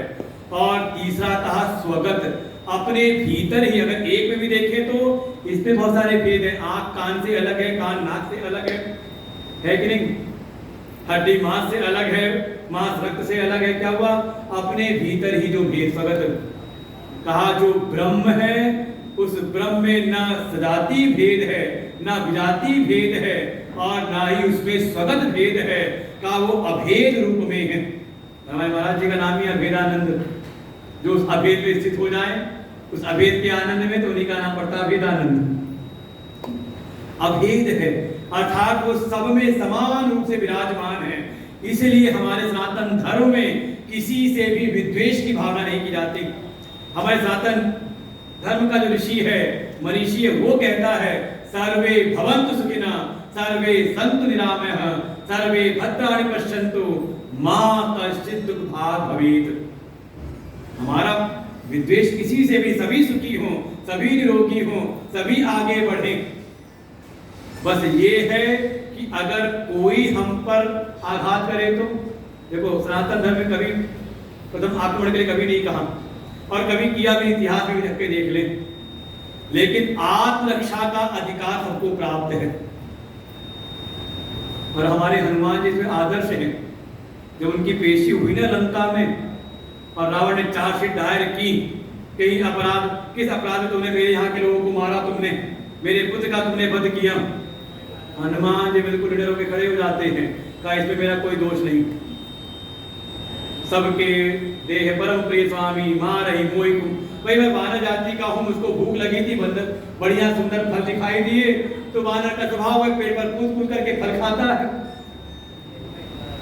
उस कूद छलांग में, उछल कूद में एक आध दो डाल टूट गई, तो उस पर तुम्हारे लोगों ने मुझ पर प्रहार किया, तो मैंने प्रारंभ नहीं किया था। सबके देह परम प्रिय स्वामी मारई मोहि कुमार गामी, जिन मोहि मारा ते मैं मारे, ते पर बांधे तनय तुम्हारे। उल्टा आरोप लगा रहे तुम्हारे पुत्र ने उसको क्यों बांध लिया, मैं तो अपने स्वभाव के साथ जीवन जी रहा था, भूख लगी थी, फल खा रहा था, आपको डालियां टूटी, तुम्हारे रक्षकों ने भी प्रहार किया, तो सबको अपनी देह की रक्षा का अधिकार प्राप्त है। नहीं तो कहीं पर भी विद्वेष की भावना, कहीं पर भी हमारे शास्त्रों में वर्णन नहीं आते। सर्वे भवन्तु सुखिनः, चाहे हमारे मत को माने न माने, वो भी सुखी हो जाए, ये और जगह नहीं है। इसलिए समस्याएं बनी रहती है, हर समय दिखाई देती है। ऐसा का किसी प्रकार का सब में हमने, कण कण में हमने माना है परमात्मा के स्वरूप को, और केवल मनुष्य में नहीं, पशुओं में, वृक्षों में। इसलिए हमारे धर्म के अंतर्गत आप देखो सबकी पूजा होती है। अभी पंचमी को पूजा की थी कि नहीं की थी? श्रावण शुक्ल पंचमी को किसकी? नाग देवता को दूध पिलाया होगा, नागों की है, गाय की पूजा है, यहाँ तक कि कुकर, जो कुकुर कुत्ता होता है, उसकी पूजा हमारे भैरव बाबा की सवारी है, गधे की पूजा भी कराते हैं। क्योंकि सब में हमने परमात्मा के रूप को माना है। हमारे वृक्षों की उपासना है, पूजा है। कम से कम बरगद, पीपल, पाकर, ये हमारे लिए पूज्य वृक्ष हैं। और ऐसी वैज्ञानिक धारणा है कि सबसे ज्यादा ऑक्सीजन छोड़ने वाले वृक्ष हैं। 24 घंटे तो नहीं कह सकते, लेकिन सबसे ज्यादा वायु को शुद्ध करने वाले ये वृक्ष हैं। और होता भी इनका विशाल आकार है। तो हमने वृक्षों की पूजा की हर जगह पे। तात्पर्य कि हर जगह पर उस सच्चिदानंद ब्रह्म को हमने माना है। वास्तव में यहाँ कण कण में परमात्मा का स्वरूप है, कंकर कंकर शंकर है।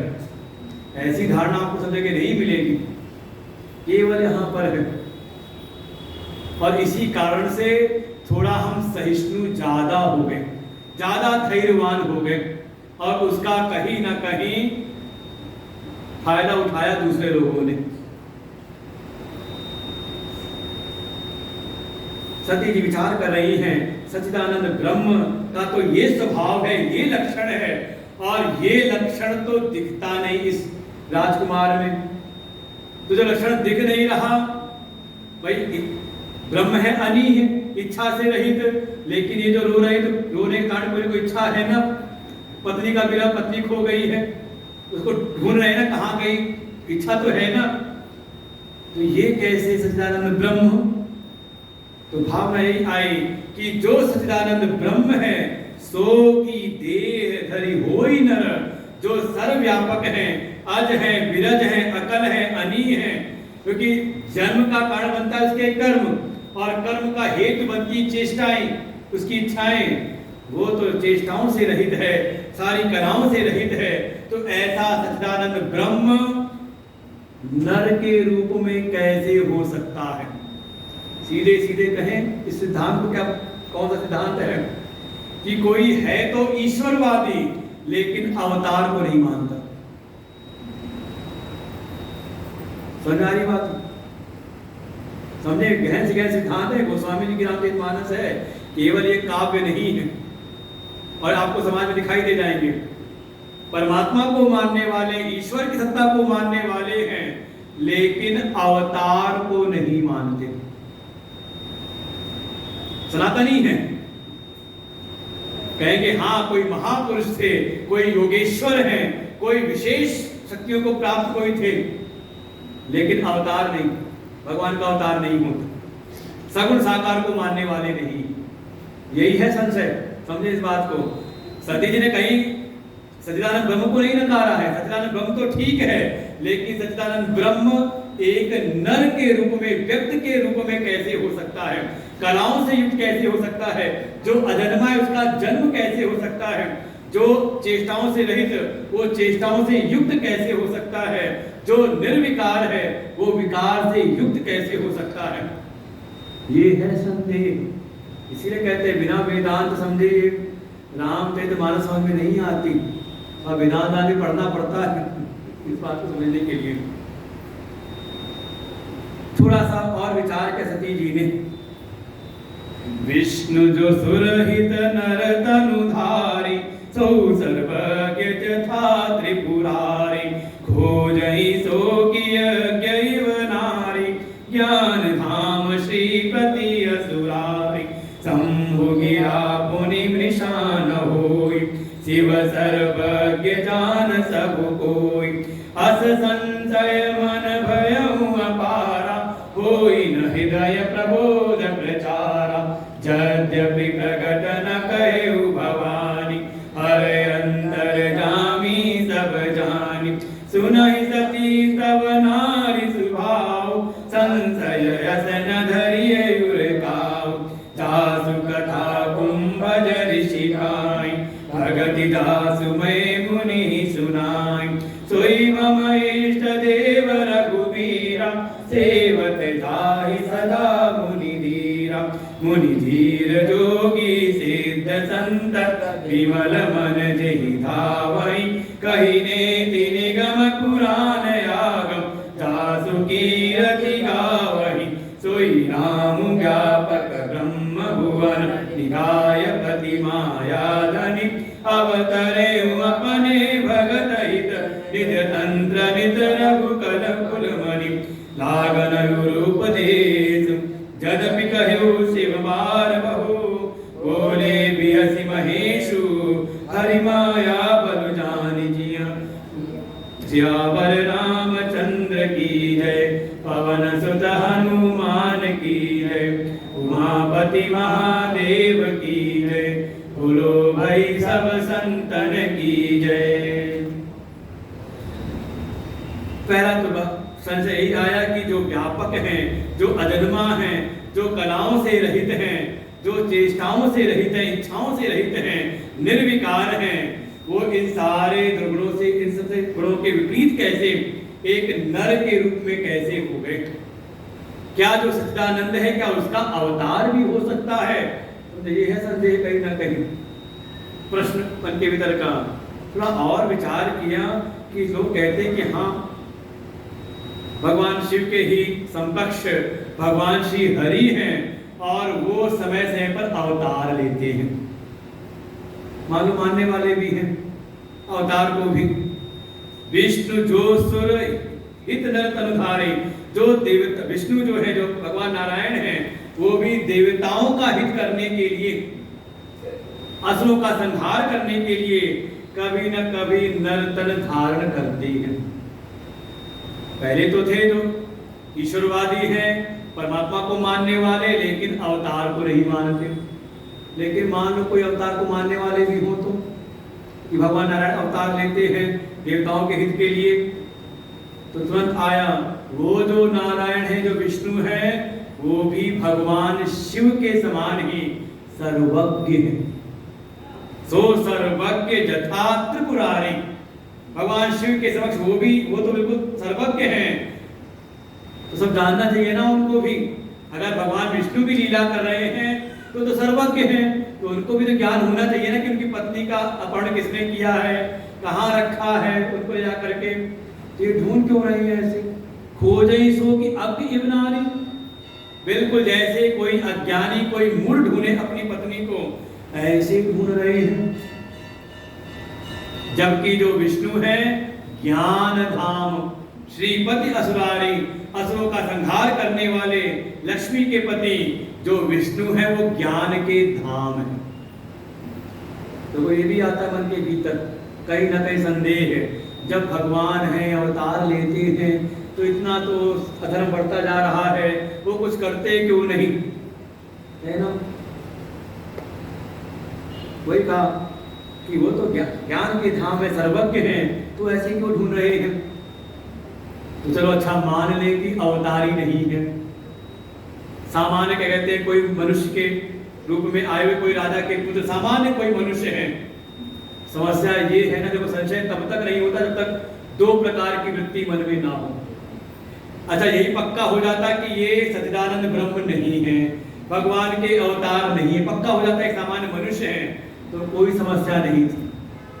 समस्या तब हुई कि एक तरफ तो ये मानने को तैयार नहीं और दूसरी तरफ उन्हीं की बुद्धि कहती है शंभु गिरा पुनि मृषा न होई। भगवान शिव ने कहा है सच्चिदानंद, और भगवान शिव की जो वाणी है वो कभी झूठी नहीं हो सकती, वो असत्य नहीं हो सकती। और शिव सर्वज्ञ जान सब कोई, और भगवान शिव को झूठी नहीं हो सकती क्योंकि वो सर्वज्ञ हैं, वो सब कुछ जानने वाले हैं। ऐसा ही सबकी मान्यताएं हैं। देखो दो प्रकार की वृत्ति हुई, एक मन कहता है कि ये सच्चिदानंद कैसे, जो रो रहे हैं, विकल हैं, व्याकुल हो रहे हैं, दुखी हो रहे हैं, तो ये सच्चिदानंद कैसे। और दूसरी तरफ ये भी नहीं मानते कि कोई मनुष्य ही है, उनको लगता है कि भगवान शिव ने इनको सच्चिदानंद कहा है, तो क्यों कहा है, ऐसा क्यों। दो प्रकार की हुई ना, एक पक्का नहीं हुआ। इसी को कहा, इसी को कहते हैं संशय। जैसे कभी यात्रा की हो ट्रेन में और संजोग कुछ माल मत्ता लेकर के यात्रा कर रहे हो, कुछ कीमती सामान साथ में है, अपनी बर्थ पर गए, चादर बिछाई और लेटे सोए, लेकिन अचानक सामने वाली बर्थ पर ऐसा कोई आकर के बैठ गया जिसको देखते ही मन में लगा कहीं कोई ठग तो नहीं, कोई चोर तो नहीं। क्या होगा अब आपकी यात्रा जो है आगे की। अच्छा पक्का ये भी, अगर पक्का हो कि कोई चोर है तो आप जो सिक्योरिटी वाले रहते हैं, पुलिस वाले रहते हैं, आप बुला करके कंप्लेंट कर दो। तो पक्का भी नहीं हो सकता हमारे ऐसा यात्री हो। देखो पक्का हो जाए कि चोर है तो आपको कोई समस्या नहीं, और ये हो कि नहीं हमारे से कोई यात्री, कोई समस्या नहीं। समस्या तब है का ना तो ये पक्का हुआ कि चोर है और ना ये पक्का हुआ कि हमारे जैसा यात्री है। पूरी यात्रा आपकी भी चैन से आप सोते नहीं, बार बार अपना हाथ आपका कटोलते रहोगे, बैग ठीक ठाक है ना, है कि नहीं। इसी कहते हैं संशय। दो प्रकार की वृत्ति मन में आना, और देखिए घरों में भी खूब होता है, किसी के प्रति शक हो जाए कि ये हमारा अहित करने वाला है। अब देखें उसके अब अपने जीवन को देखें, और जिसके प्रति संशय होता है उसका कुछ नहीं बिगड़ता, बल्कि जिसके हृदय में संशय होता है उसका ही जीवन नरक हो जाता है। अब सामने वाला अच्छा भी कर रहा है तो हमें तो जरूर ये कोई अपना काम निकालने वाला है, कोई षड्यंत्र कर रहा होगा, उसकी अच्छी बुरी हर चीज में कहीं ना कहीं हमें वो हर समय हमें दुखी देता है। वो अच्छा कर रहा है तो भी दुखी है, और वो बुरा कर रहा हो तो दुखी है ही है फिर, है कि नहीं। यही है संशय रूपी दोष। हमारे गुरुदेव ने प्रारंभ किया था सत्र को, जब ज्ञान ने प्रारंभ था पहले दिन यही कहा, शुरुआत ही से की थी कि 3 प्रकार के दोष अगर हो जीवन में तो वो जीव सदैव दुखी रहता है। कौन से 3 दोष? तो पहला यही था संशय, दूसरा असंभावना, तीसरा विपर्य। 3 दोष हैं, और इन्हीं दोषों का निवारण श्री राम कथा है, रामचरितमानस। देखिए आएगा वर्णन, आएगा तो दिखाएंगे उस जगह को। तो भीतर आया संशय, एक चीज पक्का नहीं हुआ, ये सही है या ये सही है। 2 प्रकार के हो गए ना, विकल्प आ गए तो समझ लो, जैसे ये विकल्प आता है ये आ गया संशय, इसे कहते हैं। और संशय से ग्रस्त प्राणी सदा रहता है दुखी। अज्ञश्च अश्रद्धानश्च संशयात्मा विनश्यति, नायं लोको न परो न सुखम संशयात्मनः। भीतर स्वयं ज्ञान है नहीं, अज्ञश्च अज्ञान में पड़ा हुआ है और किसी दूसरे के ऊपर श्रद्धा नहीं होती। भाई स्वयं अज्ञान में है तो किसी ज्ञानी की शरण ले ले, उसकी बात को मान ले, लेकिन ना तो भीतर स्वयं ज्ञान है और ना किसी ज्ञानी पर श्रद्धा है। परिणाम ये भीतर का जो संशय है का ये दूर होता नहीं। परिणाम स्वरूप संशयात्मा विनश्यति, जो संशयालु है, जिसके प्रति संशय उसका कुछ नहीं बिगड़ता, बल्कि संशय जिसको आश्रय बनाता है, जिस आश्रय में संशय रहता है, उस आश्रय का ही नाश करता है। अगर हमारे हृदय में संशय है तो हमारे हृदय को ये दुख देगा, न अयम लोको, न इस लोक में, न परो, वो कहीं भी चला जाए, अगर संशयालु है तो उसको कहीं उसको सुख है नहीं, ऐसा संशय। और सती जी ने लिखा अस संशय मन भयउ अपार, छोटा मोटा संशय नहीं, अपार संशय भीतर आ गया। और होई न हृदय प्रबोध प्रचारा, और संशय भीतर आया तो कोई अगर बात बताए भी सती से मानने को तैयार होते नहीं।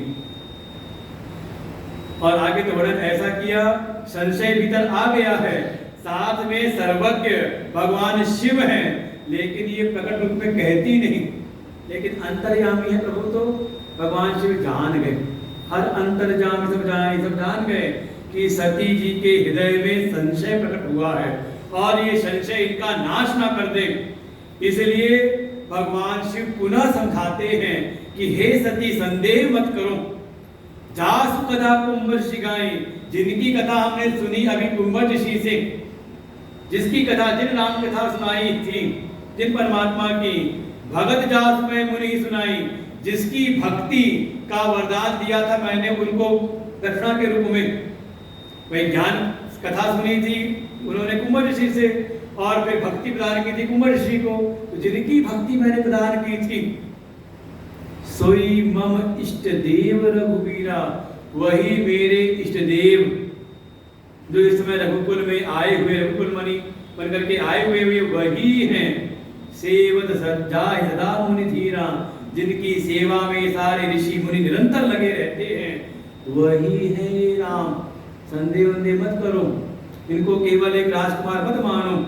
और फिर उनके सारे गुणों का वर्णन किया है, जो ये धीर मुनि जोगी संत जिनकी सेवा में लगे रहते हैं, ये निर्मल मन वाले जिनके ध्यान में लगे रहते हैं, जिनके बारे में सारे वेद पुराण नाइति नेति नेति करके कहते हैं, उनका बखान करते हैं।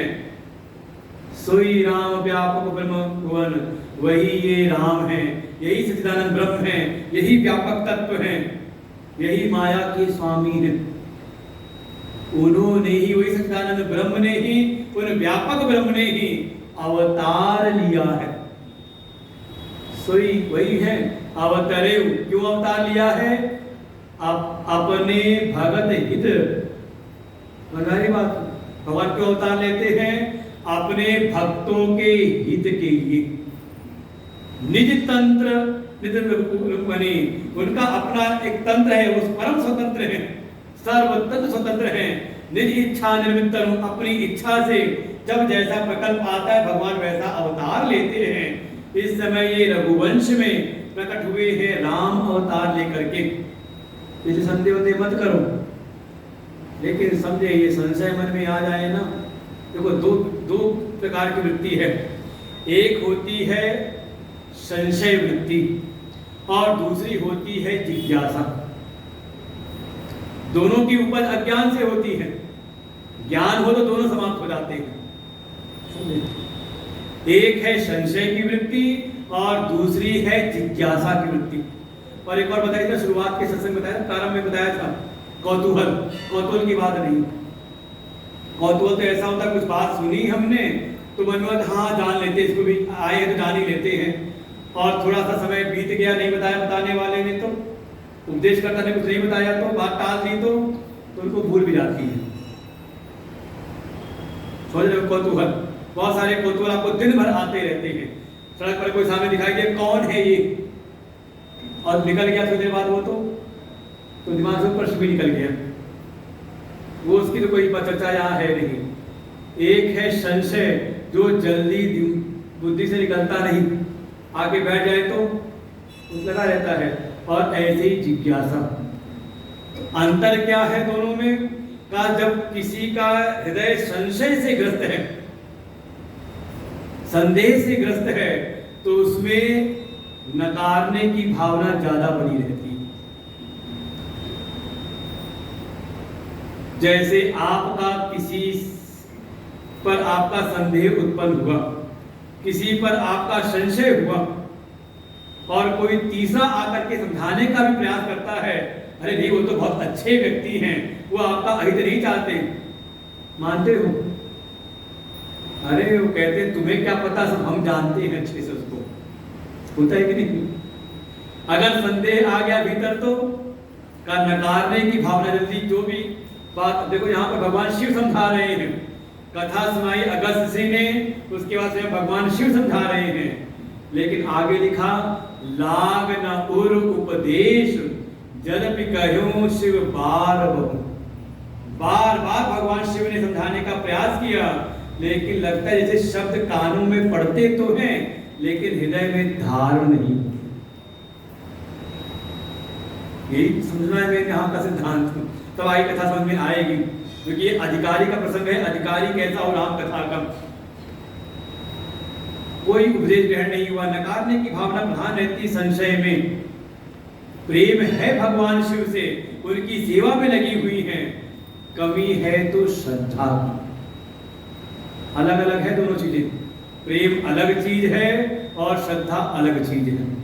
प्रेम जो है वो हृदय का भाव है, और जो श्रद्धा है वो बुद्धि की क्या कहते हैं, वो एक पूंजी है बुद्धि की, दोनों हैं। जैसे आपका अपने परिवार में, अपने परिवार के सगे संबंधियों में प्रेम है, लेकिन श्रद्धा नहीं, तो वो तो यही बात आपको वो सुनाए तो आप स्वीकार नहीं करते, ग्रहण नहीं होता भीतर। और वही बात आप चले गए किसी संत के पास, सदगुरु के पास में, वही बात उन्होंने कह दी, आपकी क्या आपकी श्रद्धा वहां पर है तो आपको बात ग्रहण हो जाती है, हृदय में धारण हो जाती है। सती जी का प्रेम तो है भगवान शिव से, लेकिन श्रद्धा की न्यूनता है, कारण इसीलिए गोस्वामी जी को कहा था दक्ष कुमारी, कहीं ना कहीं अपनी बुद्धि की दक्षता का मान है।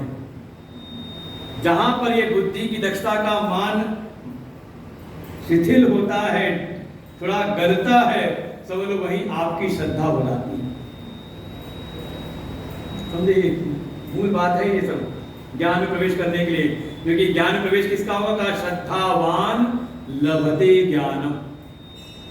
जो श्रद्धावान है उसको ज्ञान की प्राप्ति होती, सबको नहीं, सुन कोई भी ले। श्रद्धा की पूंजी बहुत आवश्यक है। जब बार और जिज्ञासा, देखिए भीतर जैसी श्रद्धा प्रकट हुई तो ये जो संशय था भीतर वो जिज्ञासा में परिणत होता है। और आगे का जो प्रसंग है, सती जी है संशय की वृत्ति, और जब यही पूरी लंबी इनकी यात्रा होती है, ये शरीर छूटता है, दूसरा शरीर मिलता है इनको पार्वती जी का, और उन्होंने साधना तपस्या की, इनका जो संशय है वो श्रद्धा में, जिज्ञासा से भी तो कि जिज्ञासा में परिणत हो जाता है।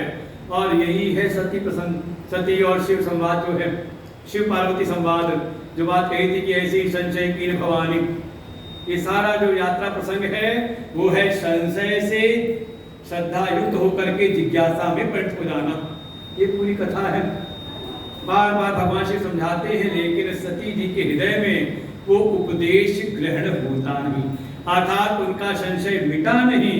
तब भगवान शिव ने हंसी हंसी में कह दिया, जैसे आप किसी को समझाओ और वो आपकी बात न माने तो कई बार आप भी कह देते हो, जाओ फिर अपना दिमाग आगे खुद ही देख लो, अपने अनुभव से जान लो। भगवान शिव ने मुस्कुराते हुए कहा, बोले व्यति महेश। जान गए, और मुस्कुरा भी क्यों रहे हैं? जान गए भगवान हरि की माया बड़ी विचित्र है, अच्छे अच्छे को मोह लेती है। जान के उन्होंने ऐसे हंसते हुए कह दिया, जो तुमरे मन अति संदेह हूं तो किन जाय परीक्षा ले। व्यंग रूप में कहा है, आक्षेप रूप में कहा है, अगर तुम्हारे मन में संदेह है, भगवान शिव एक बात निश्चित रूप से चाहते हैं कि हृदय में संदेह को मत रखो। हृदय में कोई संशय आए तो सबसे पहले उस संशय का निवारण करो, क्योंकि ये संदेह संशय हमारे ही चित्त का नाश करेगा, हमारे हृदय की ही कोई दुख देगा। इसलिए जैसे भी अगर किसी सद्गुरु पर, किसी संत पर श्रद्धा हो जाए, किसी महापुरुष के प्रति श्रद्धा प्रकट हो जाए, तो उनसे ज्ञान प्राप्त कर लो, उनसे जान करके ज्ञान की प्राप्ति करके संशय को मिटा लो। और अगर अपनी बुद्धि की दक्षता का अगर अभिमान है, लगता है कि हाँ हम भी बड़े कुशल बुद्धि वाले हैं, ऐसे ही धूप में हमने बाल सफेद नहीं किए हैं, तो कम से कम अपने पुरुषार्थ से अपनी परीक्षा लेकर के जैसे भी आपके भीतर का संशय मिट जाए, वो प्रयास आप खुद कर लो। और इसके बाद सती जी चल पड़ती हैं उन परमात्मा सच्चिदानंद ब्रह्म की परीक्षा लेने, और यहीं से जीवन में कुछ समस्याएं आती हैं, क्योंकि वास्तव में ये जो परीक्षा का जो विषय है वो परमात्मा नहीं बनता। ये सिद्धांत बैठा लें चित्त में, जो गया है भगवान की परीक्षा लेने, या जो गया है भगवान से अभिदत्त को प्राप्त किए संत की परीक्षा लेने के लिए, जीवन में उसके संकट आए हैं। देखो यही से राम कथा की प्रारंभ है। सती जी गई हैं भगवान की परीक्षा लेने, और भागवत जी में एक राजा ने परीक्षा ली थी एक संत की। वास्तव में भगवान और भगवान के जो परम भक्त है संत, ये परीक्षा का विषय नहीं है, बल्कि ये जिज्ञासा का विषय है। उनको आप जानने के लिए श्रद्धा की बुद्धि लेकर के वहां जिज्ञासा आप व्यक्त करिए, तो आपके जीवन का कल्याण होगा। और आप आ गए परीक्षा लेने, तो अच्छा परीक्षा किसकी लेनी है? परीक्षा तो लेनी चाहिए ना, किसकी लेनी है? हमारी श्रुति भगवती, हमारे वेद कहते हैं परीक्ष लोकान चितान ब्राह्मणों निर्वेद माया नाथक्तेन। अगर परीक्षा लेनी है तो ये सारे लोकों की परीक्षा लो, जो कर्म के द्वारा आपने प्राप्त करने की जिन लोगों की चाह की है कि यहाँ इस संसार में सुख की प्राप्ति हो जाए, तो जिन जिन साधनों को आपने सुख का हेतु समझा है इन बहिर् जगत में, उन सारे साधनों की आप परीक्षा लो, इस लोक में परीक्षा लो कि जैसा सुख, जैसा परम सुख, जैसा आत्यंतिक सुख हमने चाहा था, क्या यहाँ कहीं संसार में है? और आप जब संसार की परीक्षा लेते हो तो स्वतः ही भीतर वैराग्य उत्पन्न होता है, और ऐसे वैराग्य की पूंजी से युक्त होकर के साथ में श्रद्धा लेकर के तब जाए किसी गुरु के पास में उन परम तत्व को जानने के लिए, तब जीवन का परम कल्याण है। और भीतर संशय है तो भीतर ज्ञान है नहीं, और किसी ज्ञानी के प्रति श्रद्धा भाव उमड़ता नहीं हमारा, तो क्या है? भीतर का ये संशय मिटता नहीं, और ये हमें ही मिटा डालता है। कैसे? तो आगे कथा हम लोग कल सुनते हैं कि संशय से युक्त सती जी का फिर क्या होता, जाना आपने सब है, सुनते सब हो, लेकिन कथा के द्वारा गोस्वामी जी क्या समझाना चाह रहे हैं, एक एक चौपाई में, एक एक दोहे में क्या क्या रहस्य भरे पड़े हैं। और मेरी फिर आप सबसे यही विनम्र प्रार्थना निवेदन है, कम से कम कल रामचरितमानस जो पढ़ना जानते हैं रामचरितमानस जरूर लेकर के आए। एक एक चौपाई के साथ में पाठ करेंगे तो आपका मन जुड़ेगा रामचरितमानस के साथ में। छोटे गुटके भी आते हैं, बड़े चिंता ना करें। अब एक हम इतनी बड़ी लेकर के आए हुए हैं, और प्रियांक जी तो और छोटी सी लेके बैठे हैं, पीछे यहाँ दिखाई दे रहा है मेरे को। छोटा गुटका लेकर के आए तो अपना साथ पाठ करें, और एक बात पक्का रखें, कथा में आए और कथा में मन नहीं लगाया तो आते समय तो आपका सम्मान है, लेकिन कथा नहीं सुना तो आपका सारा सम्मान खत्म। और कथा में आके कथा में मन को लगाया तो आपके नाम का यश बढ़ता है, जैसे भगवान शिव का 6 पंक्ति में 6 बार नाम आया है भगवान शिव का। और भगवान की क्या महिमा है, पूरा श्रावण मास उनकी महिमा गाने में बीतता है हमारा। तो ऐसी भावना के साथ हम लोग कल प्रवेश करते हैं आगे। ओम पूर्णमदः पूर्णमिदं पूर्णात् पूर्णमुदच्यते पूर्णस्य पूर्णमादाय पूर्णमेवावशिष्यते। ओम शांति शांति शांति। हरि ओम। श्री गुरुभ्यो